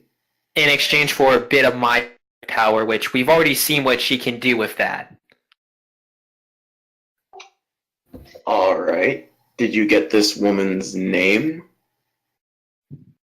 You don't ask for their names? Can you give us any description besides the German woman? And he like kind of like clicks, and then like an image shows up, and you don't like. She's like extremely like beautiful. Like there's like twigs in her hair, and like this kind of like leafy green kind of like dressing around her, and she's like holding this pot with this kind of like bulb coming out of it. And it's not like a pot in like the ceramic sense, but like a pot in like kind of like a medieval kind of pot. And she's just holding it underneath it like it's a child.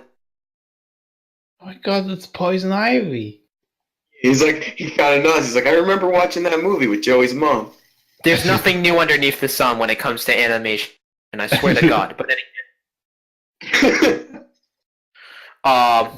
yes, kind of basic, kind of like poison ivy, except now with and he kind of like looks to the inert obelisk with tiny bit of boosting. Great. He just kind of like sighs. He's like, so, Listen, I haven't done anything like this for 200 years. I'm assuming you did this deal as an individual and not like dire. the birds as a collective. I don't know how You think we talk to each other? I mean, I don't know. The way one of you talked to me, it sounded like there was some kind of I mean, yeah, when it comes to, and he goes to like, your organizations, yes, we can have more than 4 seconds of an attention span to each other. This was not one of those instances. And I mean both. No, listen, I'll tell you about the why later, because I think we might have a mutual endeavor. He nods. Because maybe I should go to the other side of the table than maybe sticking with the, And he kind of like is now like motioning to like the obelisk, and he like goes to like Eddie, and he like snaps 2 fingers and goes, "You okay, kid? What? You okay?" You broke up a lot. He like you hear like he snaps twice, and he like looks at you and goes, "You okay, kid?" Eddie like visibly shakes his head because he was very clearly like only like 3/4 there. He's like, I think, I think. Oh boy. Sam, should I drive Eddie back home maybe for now? I think maybe he needs a break from today, and I'll talk with our new potential ally and get an idea kinda of like the situation. Yes, ally. Alright, Kind of like puts 2 fingers like, yes, that word. alright. I drive you home, Eddie. Oh, how about that? Does it sound good? Eddie's still like half dead, dude. I don't know if you expect him to reply right now. Oh, all right. I think I just pick up Eddie Yeah. over my shoulder and just like start walking on. Traveler kind of moves up to Sam and like, does he have a car? Or is he going to steal one? I have my scooter, okay? He does. He's like, yeah, the scooter. Right. He just kind of says very softly, just a touch of an edge. I'm like, man, you better use that scooter. Oh man, I can sense a kindred soul in you. Let me tell you, I can give you lessons, kid. Like, yeah, that side of me is coming out more recently than I. He just No. I'm not talking to you. Apollo, he kind of like counts on his fingers and goes, wait, no, how many before? Mr. Heartbroken. Oh, if you're talking about teaching him, no. The fifth. Oh, no. The fifth, Apollo the fifth. I'm not talking to you, Apollo the fifth. I'm talking to, actually, no, wouldn't it be the sixth if we're counting Big A himself? Whatever. Fifth, 5 or 6. 5.5. How about there we go? Let's use some modern terminology. 5.5. And he goes to like rock and roll. Me and you, buddy, the world could be our nest. Or our bird house. I mean, I'm cool with the message, but endangering my fan base, that's not cool, man. I can give you the power to protect them.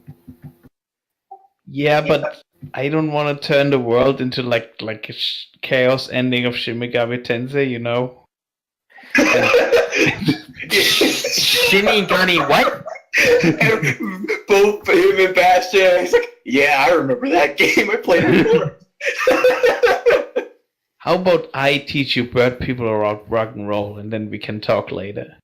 But first, I need to like get my friend home. I think he got like a little bit overload from the day.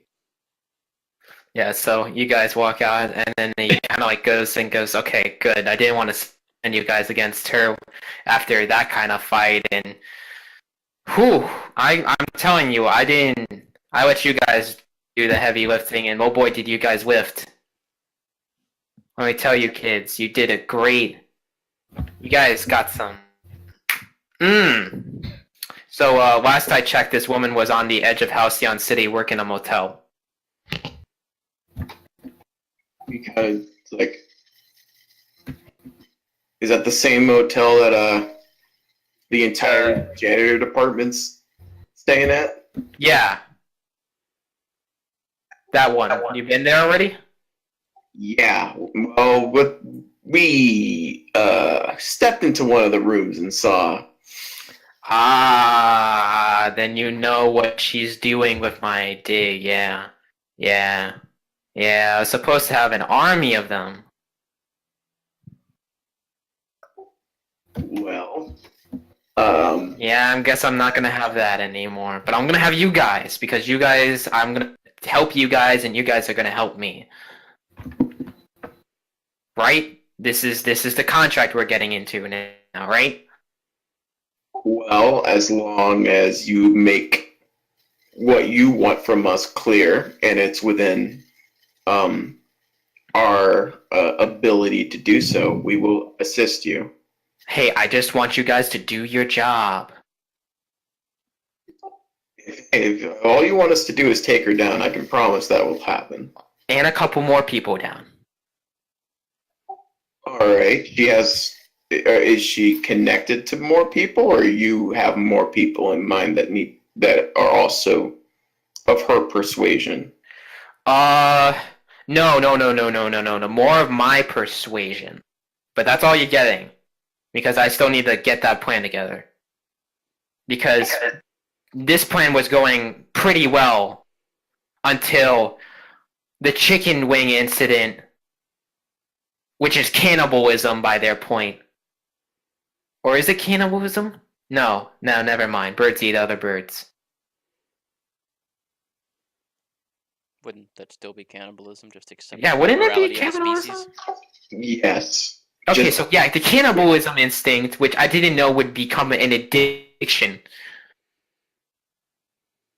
which I guess was kind of was something I thought would be kind of like a cool berserkerness once I got to my objective, but any case, but that's that.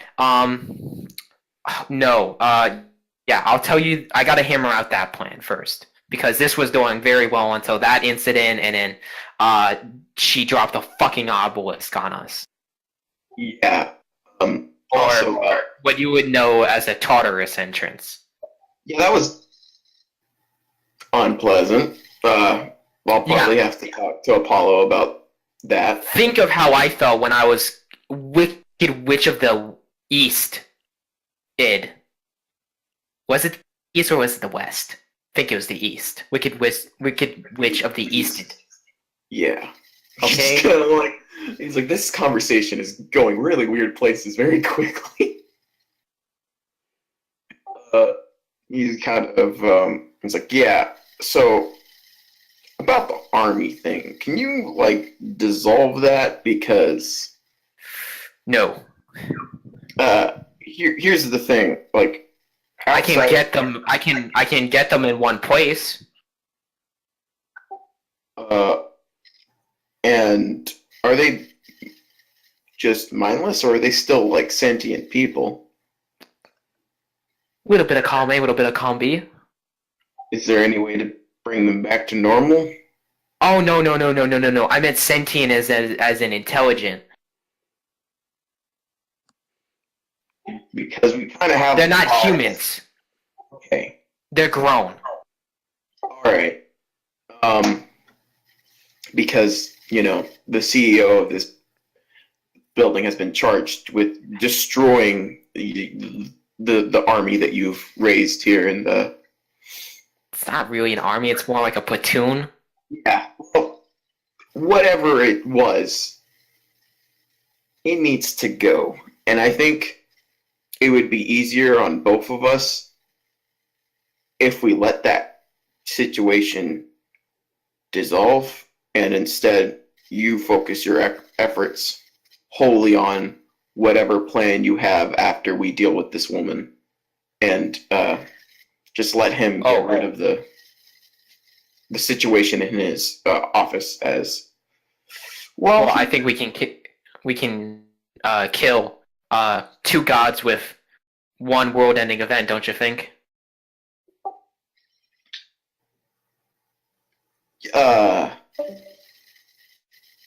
You mean, like, you do realize how that sounds when you say it to me, right? Yeah, you do realize how it says to kill two birds with one stone to me, right? Why don't we just say, you know, solve whatever? What the main thing is, can we get rid of them so that we can then focus on this next thing? Because as long as they're still around, my team is obligated with getting rid of them, and we can't focus on the real problem, which is her. Yeah, but she's just gonna probably keep rebuilding at this point. I have no idea what the hell she's doing. At this point, if I had her capabilities, I'd keep building. So we end her. Yeah, and I think I can get them back at the inn, and then we do this trifecta thing. Like, why don't you just drop this, like, you pull a column of the sun down on the motel and it'll be fine. He just kind of looks at me. He's like, you know, is there anyone who stays in that motel that is uninvolved with this situation? I have no idea. Maybe we don't drop an entire pillar and wipe it from the face of the map. Well, maybe why don't you figure that out? I don't know, check in for a couple of days. Alright. See if there's anyone not, janitorial. No, he's like, alright. And then, Do the groundwork, do the research. I mean, that's That was the plan. Just wanted to establish that we were going to do this a little more slowly so that we don't kill a whole bunch of random people. Well, why don't you just make sure the killing ground doesn't include a random innocent bystanders? He nods and says, how, are you going to be staying here? How do we contact you once we deal with that situation? Or will you just... Oh, be yeah, I'm around? gonna need to go into hiding. That's what I figured. Ooh, yeah. She's gonna figure out the obelisk is gonna be there, and so my house is probably gonna be raided next. Ooh! Oh, wait, no, that's another expensive penthouse building. Unless, ooh. Maybe you want to use me as bait. That would be a good idea. You bring the entire platoon onto me, you can set up, I don't know, the ballista. Honestly, why the hell are you using that ancient thing? That's not even gonna have a high enough rate of fire to kill one. Actually, no, it'll kill just one. And then the crew's going to die. Scary women is the answer to that question, but Scary women is the answer to tell all of... God. I mean, not God. And he kind of just stares and goes, we don't actually have an explicative. Us? No, that just is narcissistic. Curses. There we go. you did it. Gives him a small golf clap. Look. I'll get into my tragic long backstory that involves me trillions of years ago where the Big Bang happened and I was all alone in the universe except for a bunch of chattering, boring energies, and a whole ton of shit happened, man. It was tragic. I lost my mom. He just nods and says, sorry for your loss. I can't believe you took that seriously. You know, I mean, I rather not crack a joke in case that was true. Didn't fully believe it though. But that aside, can we formulate that plan anywhere in particular? You know, are we just gonna go to your house and then set up some? Oh no, not the average house. So And he kind of taps around and he goes, maybe my wake house. That would work. All right. Open space. How much time will we have to prepare? 48 hours the most. That would be great. I would give me 24 hours for her to find me, for another 24 to make sure all the pieces are in place.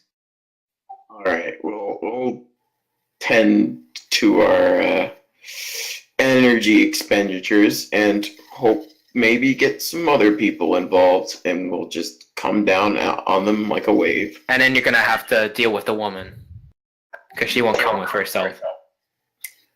Yeah. At least that's what I would do. If she comes herself, then she's absolutely stupid into walking to our trap, but I don't think. Neither do I. That's the other purpose for this 48 hours. I'm going to talk to Apollo about maybe figuring out who this woman is in particular and a means of like tracking her down. Yeah, tell Mr. University Swainson says hi. He nods. And he kind of just starts biting his thumb for a second and goes, okay, yeah, this could work. This could work. Okay.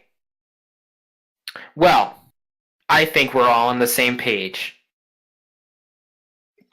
Yeah. So, I'm going to run. You should get on that. And he just kind of starts lightly jogging out of his office. Yeah, once he's like out of earshot, he just turns to Traveler and is like, "Oh, Are we all going to become this weird when we become adults? Is this just the standard? Do I get that weird when I become an adult? I'm sorry. What was that? Bastion, for you, meant like, do all heroes just become this weird when they like? I mean, do all like supers become this weird when they become adults? And he just blinks and he's like, "Wait, do I become this weird when I become an adult?" Not from what I know, sir. God bless. The ones I knew were either too busy doing the bidding of the corporations or fighting to literally save their lives against constant threat of war from said corporations. So there wasn't a lot of time for weirdness in that regard. Well, as weird as it's gonna sound, let's fight to keep things like this rather than serious. He just kind of shakes his head. He's like, "Yeah, that's a weird goal to fight for." He just it's like, "Could you get us? I guess." And he kind of gives her some coordinates. He's like, "Yeah, this should be where the nearest entrance to the Illuminati is, so I can report to Johnson about all that nonsense." And so I put my hand on his shoulder and access to where he's talking about. Yeah, sadly, the one that's nearest by is probably the craziest entrance to the Illuminati. So he braces himself and says, "Okay, now just you're gonna want to hold on to me tight. I remember this one being particularly, well, it's Queen Bee's favorite." And he just presses the button to get it to go. And so yeah, you press the button, and once again you kind of just find yourself and like you're like, wow, why do I feel all sticky all of a sudden? And then you're just in the office, and there's just a whiff of flower nectar, and then you're just you're now just sitting in front of and with that we're gonna actually just switch over to Rock and Roller and Bodkid. Yeah. You've got into Bodkid's house. Oh God. Yeah, To Bodkid's house? Fuck. I can barely hear you. Oh shit, is my mic quiet again? Hold on. Hold on. No, my input volume is max. Hello? There you go. It's a little bit louder now. Alright. I guess my mic just hates me today. It sounded Hello? like you were far away from it, not. But yeah, you can hear you. Hello? You heard? Alright. So we're at Eddie's house, or Yep. Eddie does it? Oh God, that's not a good place to be. That place is tiny. I So, put like parking in front of it. Oh, so yeah, you're parking in like a not so good neighborhood of Halcyon then. Alright. We're here. Are you alright? I'm not dead. I think. That's always good.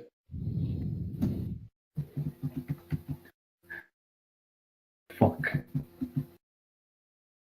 I mean, for your first day, you were pretty good. I kind of just. I don't really remember all that much, honestly.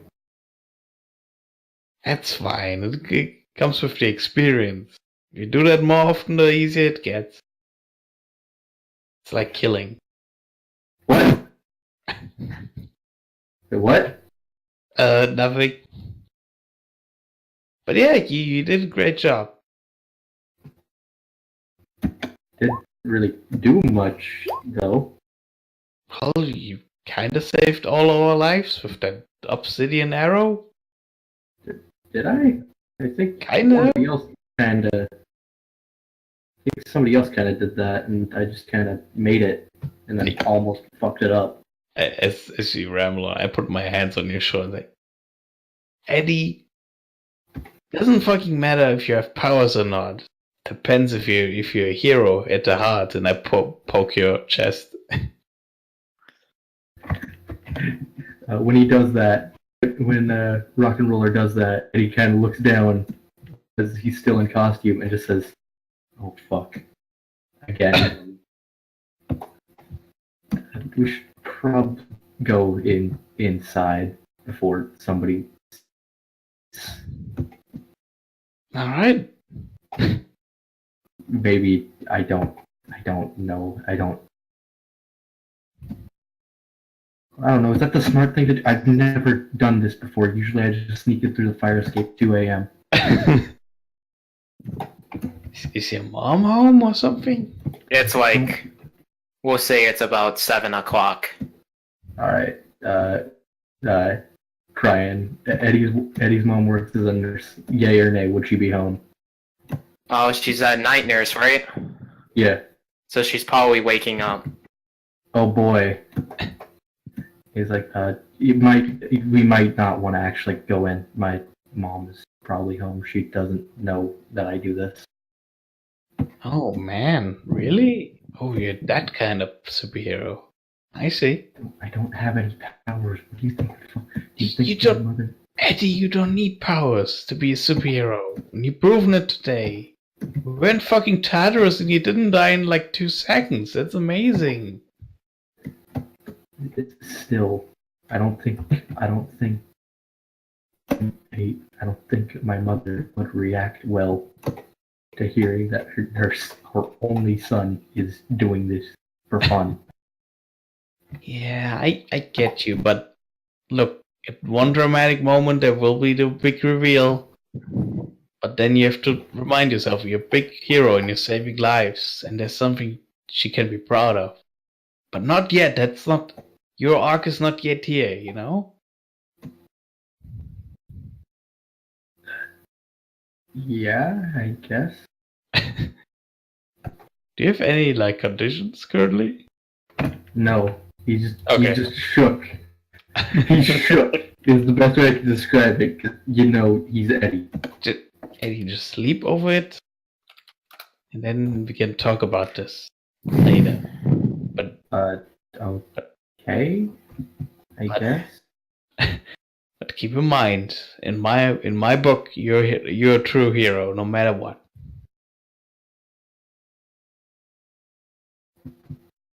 Eddie's just like silent for a minute. Meanwhile, we look to see this billboard, and we kind of just see like what Rock and Roller's just doing to like Spider-Man to like another like no-name hero in Marvel, and just like next time on Spider-Man 9.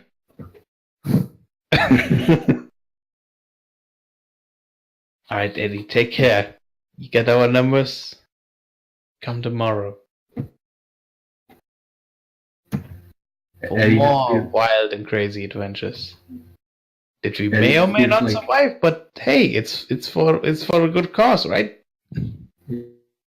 like a really shaky thumbs up and then be like, I'm gonna sneak in the fire exit so my mom doesn't see me. You do that, and I give you the finger guns, and there are sparks shooting out of my fingertips. So you guys go your separate ways. Eddie, you kind of like get into your room just tired, exhausted. You start just piling with the costume off and into its separate holes, and you hear the knock on the door. It's about 7:10 now, and your mom just says, "Breakfast, honey." Oh no. Oh no, he was up all night. Oh shit. So yeah, Eddie looks dead because he, was up all night. I guess he's gonna go out. He's gonna go out and do stuff. He's gonna go out and get that breakfast. You gotta get them nutrients. So yeah, you crawl your way out, and it's scrambled eggs and pancakes. He's eating the shit out of those, my man's. He's a hungry boy, man. He was just out until fucking ass crack of dawn. You think he's not? And you just gulp it down, and she looks at you and goes, had a busy day at the gym? He tries to remember what lie he used, and then when she says that, he's just like, yeah. That was it. And she just chuckles and goes, "Oh, you should. Have you tried not spending the entire day at the gym?" Not possible. I'm glad. The girls are gonna brawl each other over you one day, honey. Hopefully. When I'm not getting my head shoved in toilets on a daily basis. Oh, sure, you'll teach them boys a couple of things. Speaking about teaching things, a couple of things, I heard there's a new Animal Kingdom film coming out. Wait, what? Really? Yeah. Oh, shit. The summer blockbuster kind of deal we go to every year. His face fucking lights the fuck up. Like a Christmas tree, again. That's the only analogy I know, apparently. In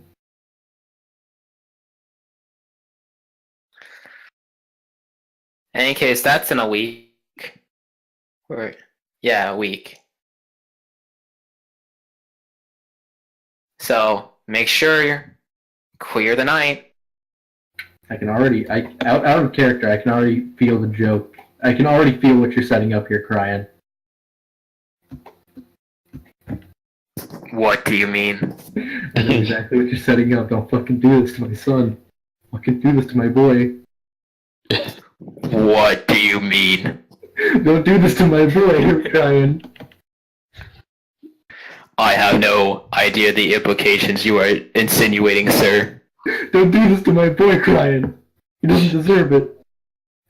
Side note, do it to my boy, he deserves it. In any case, so she just well, any case, I gotta start running to work. I'm actually gonna get in at 5 this morning, so it won't be that bad. Alright. It'll be a short work day. Are you gonna be home early? Or? Yeah, 5 a.m. I'll be back in the house. Okay. I'll make burgers or something if you're up at that time, because I know your sleep schedule is kind of weird. I probably won't be up, but okay. I mean, I'll leave it in the fridge then. Okay. And she just kisses you on the head and she's like, I gotta go.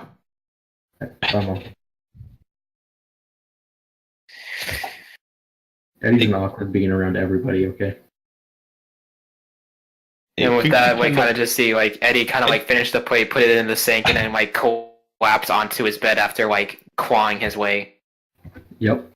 I think we pan through the window, and Rock'n'Roller is, sitting down on the edge of a roof to the neighbor's house and looks at this. I wish I had a mom. Wait, I have a mom? What am I doing here? And then he runs off.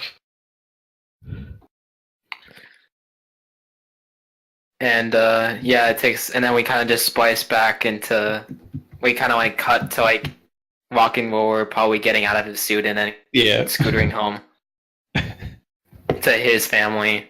Yeah.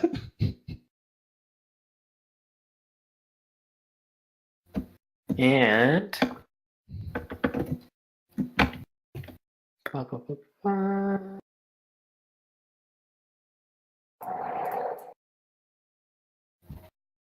oh wow, I do not.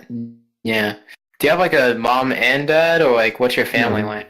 He literally just has a mom. Single mother apartment. No, I have a wholesome family with mom and dad around. I thought you were talking about Eddie. Do you have a brother or sister? Oh no, I'm not talking about Eddie.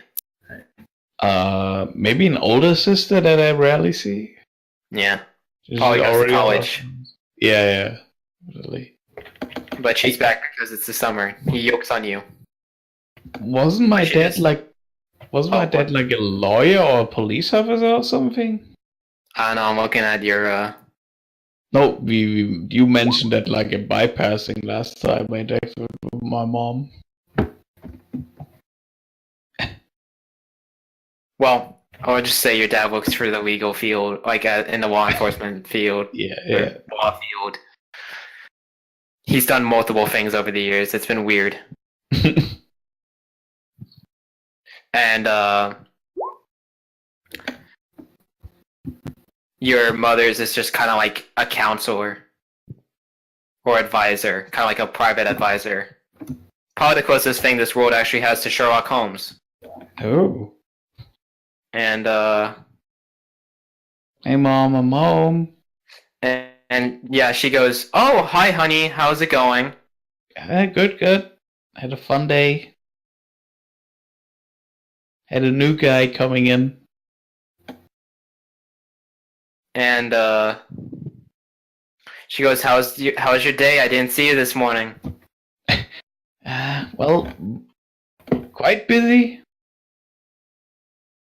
Yeah, you know, the usual school, band practice, helping out in the record store, all that jazz.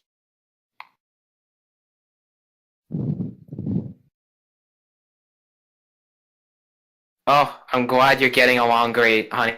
You guys having a concert? I would love to. Me and your father would love to show up. If we can like find a place to play, yeah. And like your sister just kind of was like is eating like a bowl of cereal, like on the couch, and she just looks over and goes, Doesn't Halcyon City have like a oh, what's the word? Oh, I hate this city. Like a club on every corner. In Old Town, at least hipster clubs on every corner in Old Town. I bet they would love to have a young band that says they're promising. Yeah.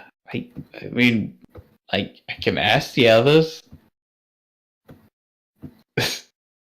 I don't know if Ian is like actually in a band, since he does superhero stuff all the time. Oh, I thought you were using that as a metaphor for the team. Yeah, that's true. Yeah, I mean, you know, Bastion offered to start it, but well, we need to practice. Yeah.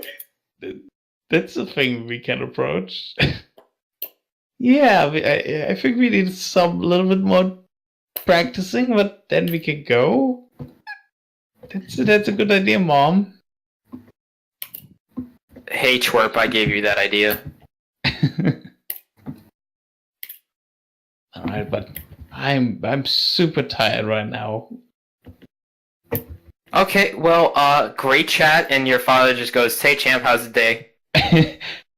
Pretty good, Dad. How was yours? Man, that music store's got you running like a dog. Yeah, I really like it a lot. He does remind me a lot of Jack Black. Yeah, a lot of people say that. I don't know why. Well, anyways, kid, yeah, I mean, I guess you look like you've been through hell and back, huh? Oh, if you would know. Well, don't raise too much hell. And, yeah, I guess, sweet dreams, kid, and you just pile into your own bedroom. Yeah. And then you collapse, and we get back to the Illuminati, and we kind of like see like just like outside of like you guys' mouths is just this kind of like. Have you ever seen those little like honey things where it's like honey at the end of a stick to help you stir in tea? Yeah. Yeah, you have those sticking out of your mouth, like just one each. And he's just like, he kind of like is shivering a little as he takes it out. He's like, oh god, it doesn't stop feeling just disgusting. So that ended up in my mouth, even with my mouth covering, bandana type thing. Yep. Why you act like that's a question? Oh, I'm just making sure. I don't know what we exactly passed through for to get there. I don't think ones who experienced it know exactly what they just went through.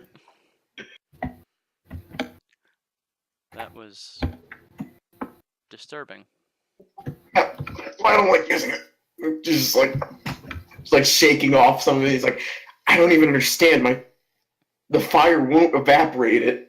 He just like slowly like pushes like a layer of honey off of him.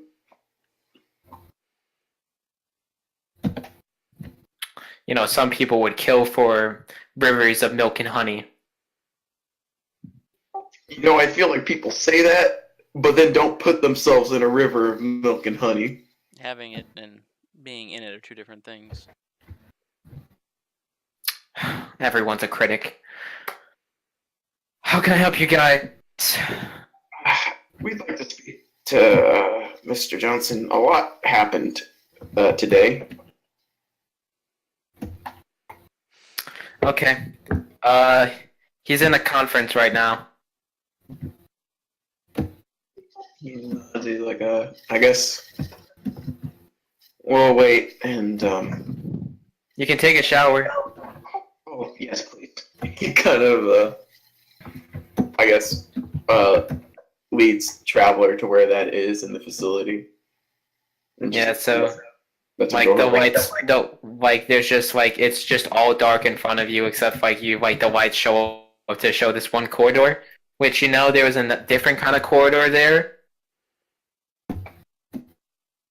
Traveler, this isn't the same corridor you usually walk down when you like exit to the right of the kind of like entrance exit chambers directly to Mr. Johnson's office.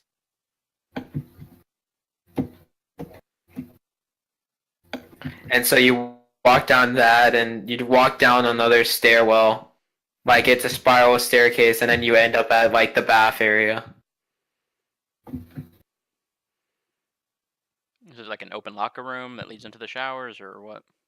Yeah, there's like a locker room that leads into like private showers. Okay.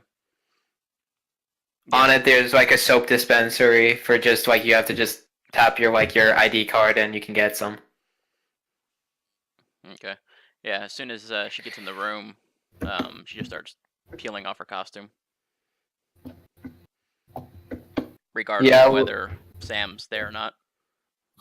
He's not there. he quickly, I assume there's a gender split, so he goes to the other one. Yes. After explaining, like, he's like, this is what, in the room there'll be that, this, that. If you have any questions, hopefully someone's in there. I've used this before. Yeah, he's just like, he doesn't know that, so he's just like, yeah, see you in a couple minutes, and just goes off to do basically the same thing that she did. So you guys passed a couple of other heroes and whatever. I'm not going to spend this time to introduce it. It's kind of weird to enter them in the shower, don't you think? We'll How'd get you to guys them meet? later. Well, I was lathering when they approached me. Yeah, any case, you strip off your costume, a robot kind of like picks it up and kind of like starts dragging it into like one of the laundry holes. And you just enter the showers. It's nice, it's pleasant. And it takes about, I don't know how long it takes either of you two just to get through the fatigue, but the hot shower is feeling next to like godly. And so you get through it, and by the time you're out, like your laundry's there, prim, press, and cream. I think during his shower, well, he can think a bit better. He's trying to get hey, Apollo, can we talk with Mr. Johnson about whatever the hell just happened? A lot of words were thrown at me, and I would like to have a talk. He goes, I can meet you for coffee tomorrow. Fine, that works. I mean, you would drag me through 2 dimensions today. I kind of have to. I'm a tiny bit backed up on work. Do what you gotta do. I'll talk to you tomorrow. Great, thanks. And he kind of knocks off. He just sighs and it's like, well, let's see if Johnson's efforts are a bit more successful. So yeah, you walk up to Johnson. walk up to Swanson and you enter his office, and out of it you see Showman Conquistador, this a man with a penguin head. With the head of a penguin, Zork, and what you recognize to be Animal Kingdom, and then a humongous, kind of like hunched over and burly man, with a bronze chest plate, like under a lab coat, and like with a monocle, and like this kind of epic beard looking at you. Yeah, he just kind of like blinks and he's like, "Wow, this is quite a high-profile meeting." And Johnson and they all look at you and go, "Oh, the Calamity, or half of it. Would half of Calamity be a travesty?" You know, I haven't thought about that. Kind of laughs as he like looks over these like some of these heroes, recognizing some of them more than others. And Animal Kingdom Yeah, kind of like waves off the penguin's like kind of like terrible joke and goes, "Come on, Mr. Glenn. They have important business to do, as we just had. We have stuff to take care of, don't we, folks?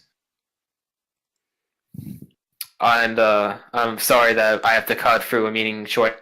I know you would just die to ask me 1,500 questions, but how about I give you an autograph and we call it even?" You know what? That would be great if I could. And so yeah, Animal Kingdom just kind of like takes out like one of his business cards, like that has like a blank side to it, writes on that, hands it to you. Yeah, he tries to get anyone who's willing to give him an autograph. So if they ask who it's addressed to, he'll give Bodkid's name. Motherfucker. And Mr. Gwyn just shakes his head and goes, "I'm not in that public business." And then the man with the bronze chest plate also just shakes his head and goes, "Neither am I." And Conquistador looks down and goes, "You must earn that from me, my friend." He nods and is like, "I respect that." And just just trying to make someone's day. Showman just kind of like just like elbows the two of them and like quickly just like steals one from Animal Kingdom's pocket, or just like one kind of like pops into his hand and he just writes it and like hands it to you eagerly and goes, "I love my fans." I'm pretty sure he's super huge fans of all of you. Well, if we can put a smile on someone's face, I'll count that as a good deed as well, as much as stopping any villain. He knows, like feeling the same as he pockets all of them. Yeah, you pocket the two of them, and the bronze-plated hero just kind of nods and goes, "Nice to see. Nice to see that the family's doing all nice and healthy." He kind of blinks and he's like, "The family?" "The family. You can call me Five." He's like, "Wait, you're the one before me?" No, not that kind of Five. He's like, yeah. I was like, he's confused now. He's like, I suggest you get a pen and paper, sit down for 20 minutes. Not now because I have business to do, and next time, if in the future we meet, then we'll see if you figured it out. Number 5 is dead. Your number 5 is dead. I am just 5. He frowns at that news, and he's just like, "All right, well," he just kind of gives us like slight bow because he's like, "Well, if he's mentioning the family, he's probably someone of higher authority than me in it."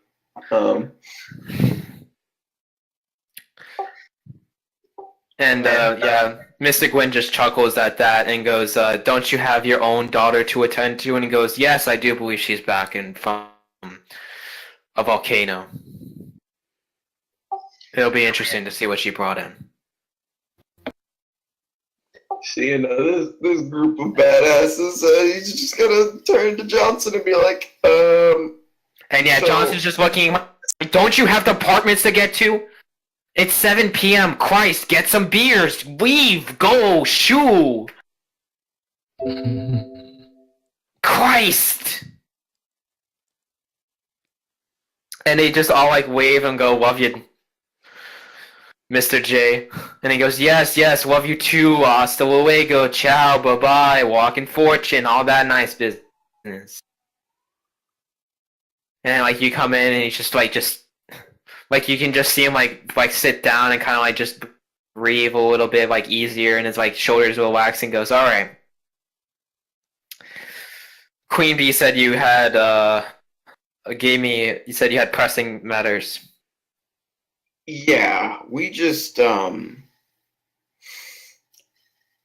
escaped from, a piece of the Tartarus, so this was a day. I have quite a report to give you about both what we're dealing with and potentially a new business associate.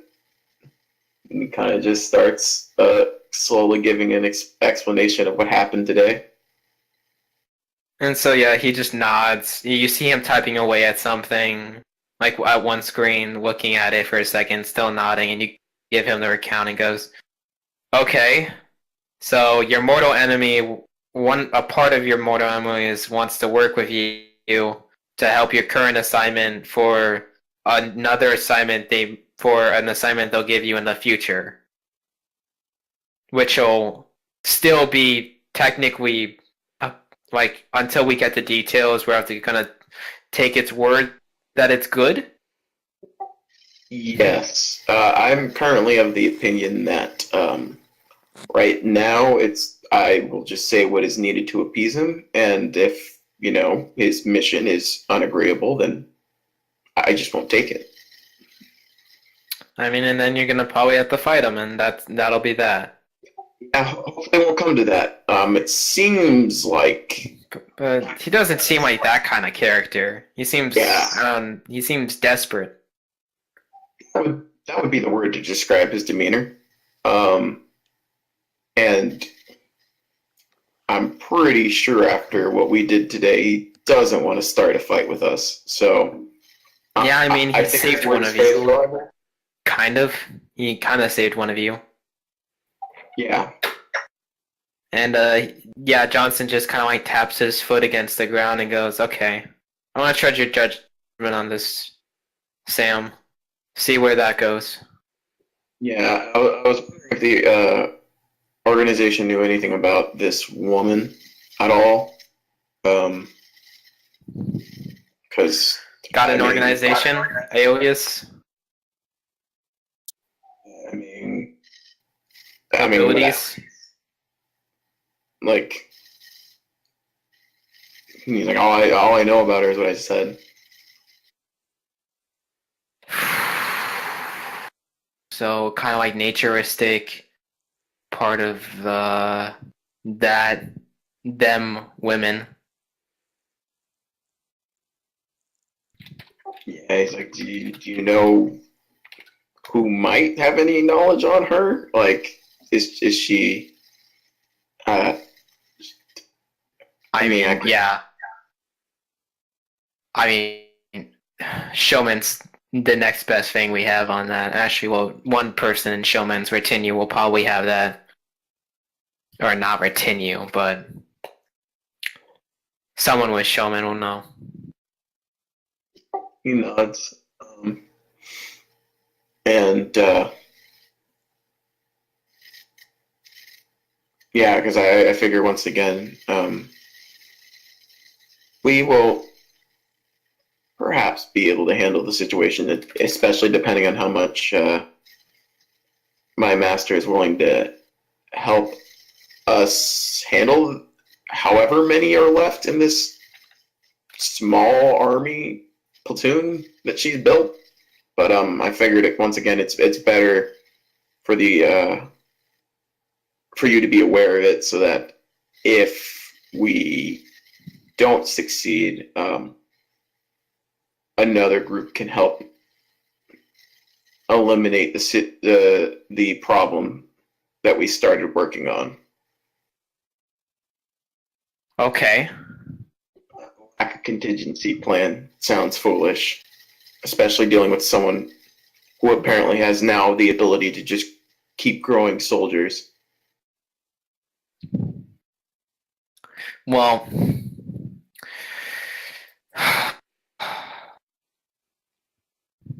if what you're saying is true, then there's got to be a process to it. It can't be just like overnight. Like, he only filled like what? A janitorial department for one skyscraper, and how long he's been planning this? Months? At the least? Yeah, he nods. He's like, it seems like it's slow, which is why I figure that we'll be able to handle it. Again, this is a contingency planning on the off chance things go deeply awry. But I wanted you to be aware of the situation and where it will be conducted, so that you would be able to keep an eye on it if you felt it necessary.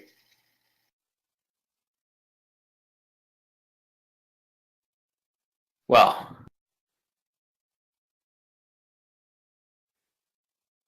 uh,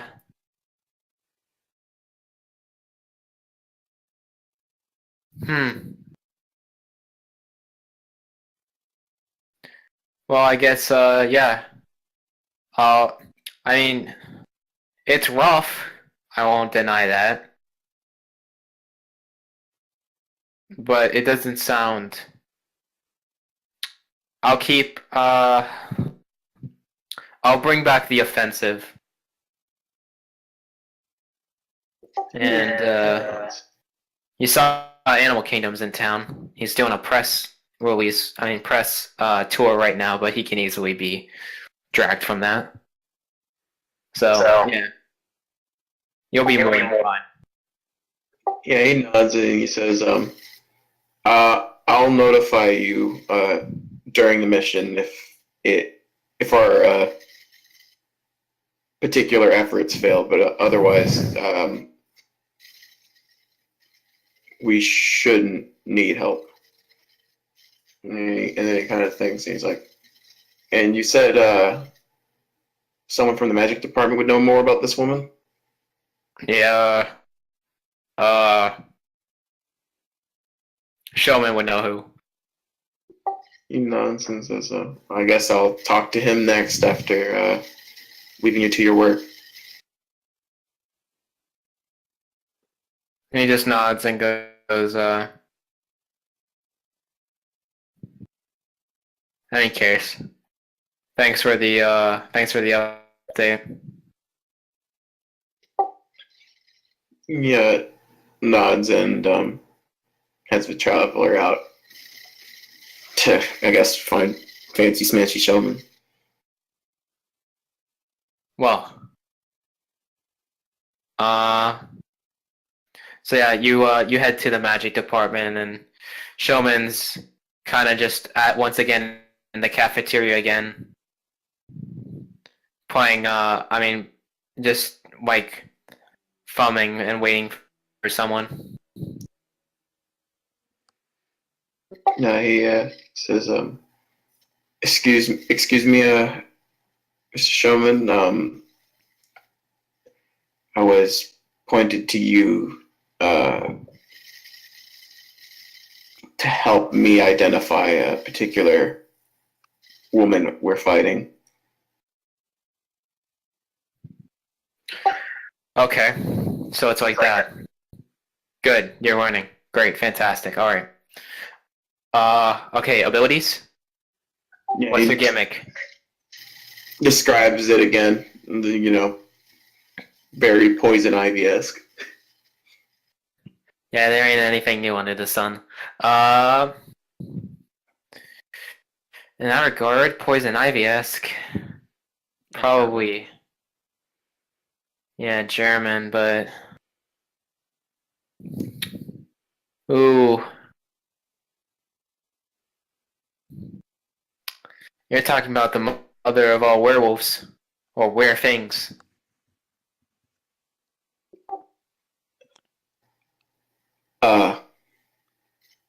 What? He was like, that's a way higher profile being than he thought was gonna come out of this. Yeah, the mother of all were-things. Yeah, oh dear. And he kind of just stares at the table and goes, yeah. Why?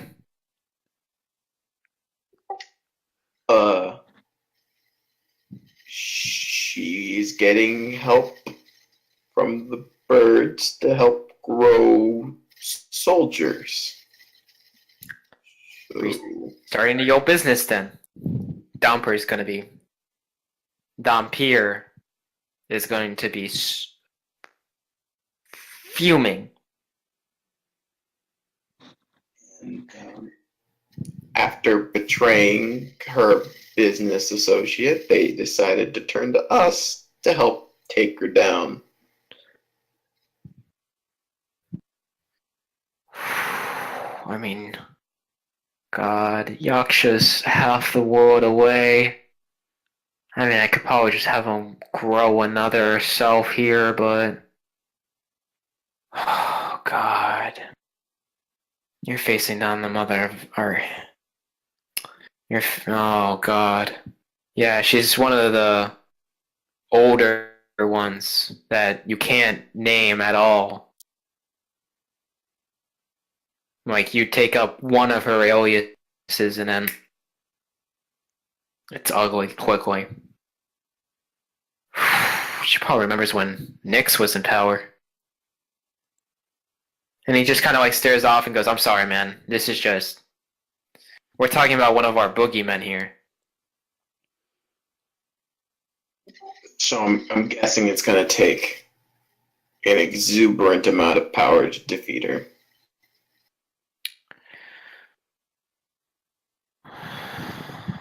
All 6 chambers, full firing. I would say dump whatever you got into her just to, and it takes...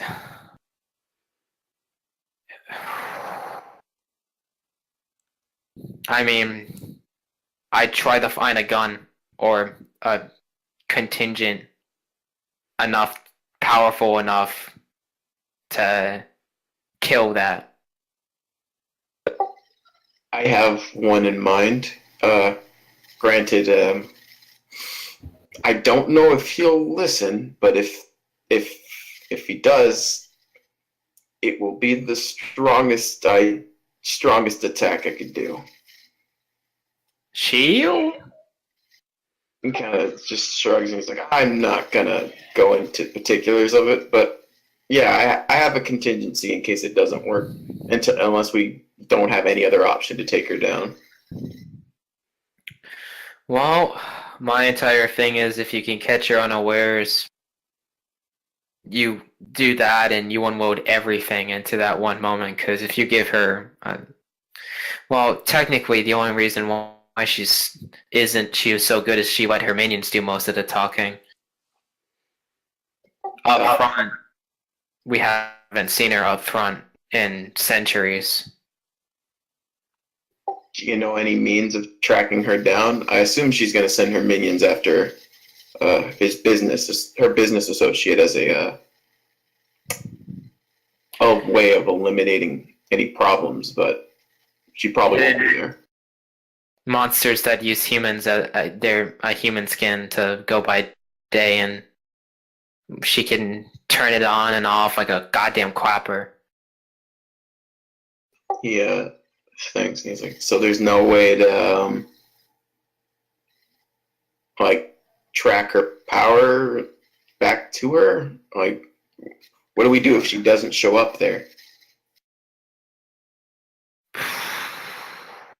You can try and follow the ley lines where they're being disrupted if she's drawing. That'd be the biggest point, but we haven't gotten the... And he goes, wait. And he kind of like taps his like knee a couple of times and goes... And he kind of like calls on his phone and goes, hey, who's watching the maps? And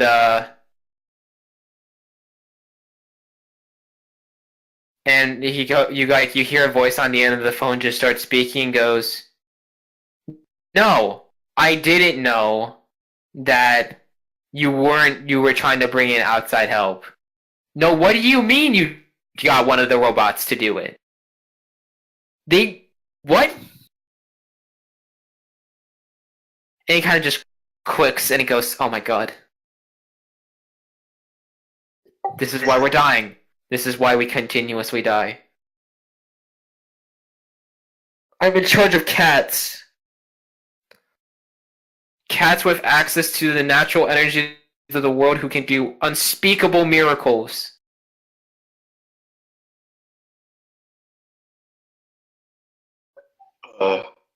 Okay. What? So, you track her via the ley lines.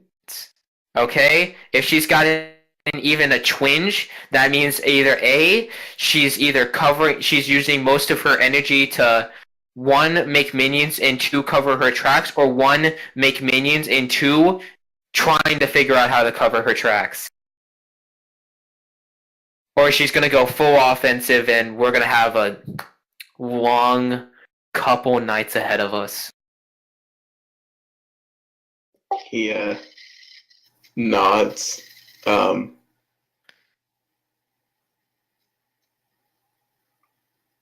All right. So, okay. Thanks for the information. I guess I should go to sleep and talk to Apollo tomorrow and see if I can get more support for dealing with this incredibly strong person. He kind of rubs his temples. And yeah, you can just see Showman just like looking like wide-eyed down at the cards and goes, great. And like he shivers a tiny bit and kind of like looks to Traveler and go, you got any questions? Not at the moment. Great, because they got the Slurpee machine working again. She kind of looks over to it and her eyes kind of light up. Yeah, that was some great news in the faculty meeting.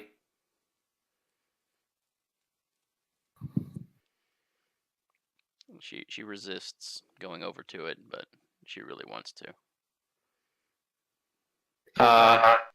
In any case, I think we're done. He nods and says, I'll talk to you later if I have anything important to report.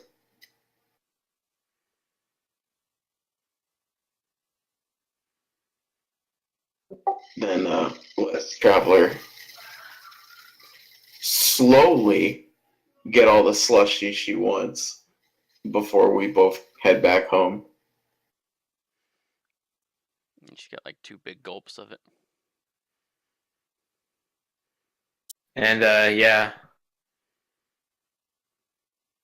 You go over and you get what you want and you head back home.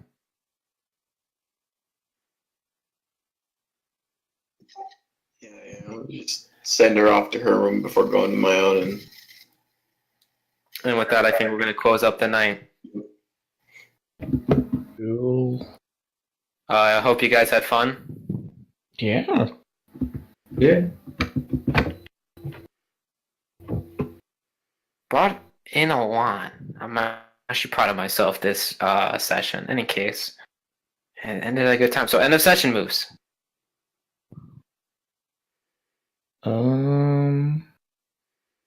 Hey, Rock and Roller. You already know you're getting that. You already know you're getting that growth closer to the team. Oh, nice.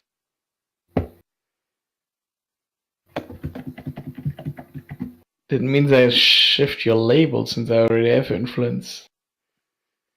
Hell yeah. Labels, my man. -1 freak, -1 danger, 2 saker, 0 superior, 3 mundane. If you drop my mundane, I'll cry. I kinda have to, because Rock'n'Roller sees you more as a superhero than a normal human being. Damn it. So I would argue superior up and mundane down. God damn it. I'm sorry. Accept your fate.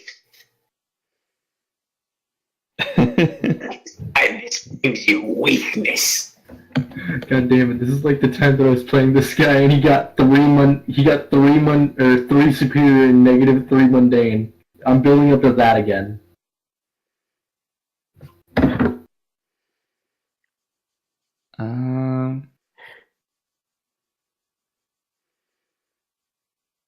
I think I grew closer to the team. And I think who gets my influence is Bodkid. Hell yeah, I didn't have influence on you before. I got that influence now. Well, now you have. Because I actually care what you think of me. Hell yeah. I think I probably grew close to the team, particularly Sam. Even after I kind of fucked up and got us all trapped in Tartarus, he was still like relying on me to kind of be there to try to help get everybody out if possible and all that, and still using my powers.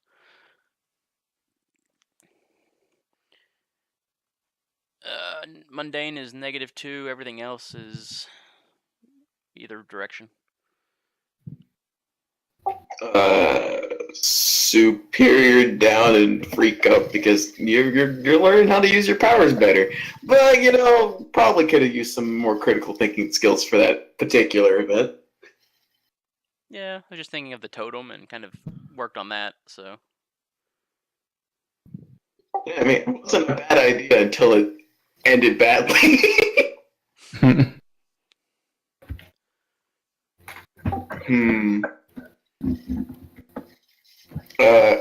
I think I grew closer to the team and closer to Rock and Roller because he's doing a really good job of following that particular role that he wanted him to do, which was be more of the team's morale center.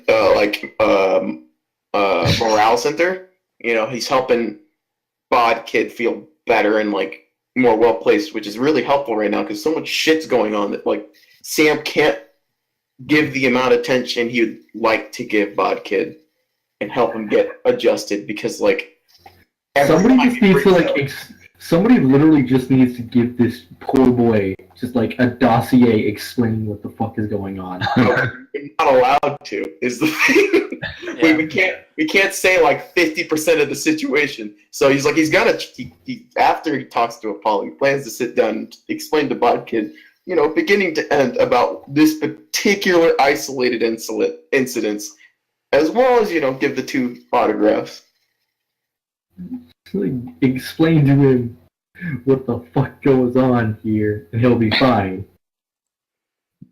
Yeah, as soon as Sam understands himself, he'll sit down. He doesn't.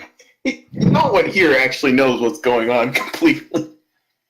That's perfect. And you got a guy who's Excuse me.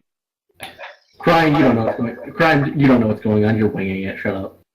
Rock'n'Roller will probably speed the beans prematurely. Man, you know what? I should have just played Sean. I should have played Sean and just fucked around. Literally, no. I'm glad this team is finally working as a cohesive whole. This is great. Dude, Sean would have just straight up that bird in whatever. He would have just ran up and stabbed him. That's how Sean be. Yeah, you know what? I think Bastion would have done everything in his power fighting against the plot armor that protects you from getting kicked out of the team to go, please, Mr. Johnson, are you fucking kidding me? I can't handle this anymore. You're just mad because You're just mad because he's also a God's chosen. Except for not really, he just kind of stole the power. He doesn't care about that at all. He just wants, one volume where someone doesn't seed chaos that hurts our own group.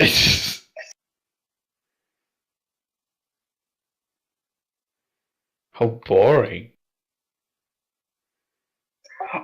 Our villains are weird enough without needing us to spice it.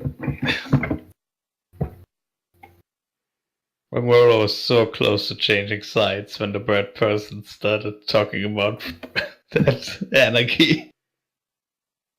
Yeah, I had the feeling, which is why, way back when I was initially thinking about the ways to make this group a bit more cohesive, I had to think about how would I deal with the whole birds and rock and roller thing, and I thought the best way to point that out was that his fans would be in constant danger in their world. Cough, Eddie. Yeah, True. it would be bad.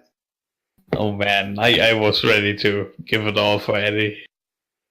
Give it all for my fan.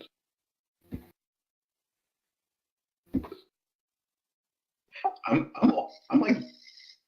at 9 advancements. I didn't notice until I looked, and I was like, "Holy shit! I can almost get stuff from the bottom list again." Yeah, I'm getting there too now. Just need one more normal advancement. I'm almost to my first advancement. Just need to fuck up one more roll. Wait, no, never mind. I'm at 10 advancements. Jesus Christ. Well, once again, I hope you had fun, and have a good night.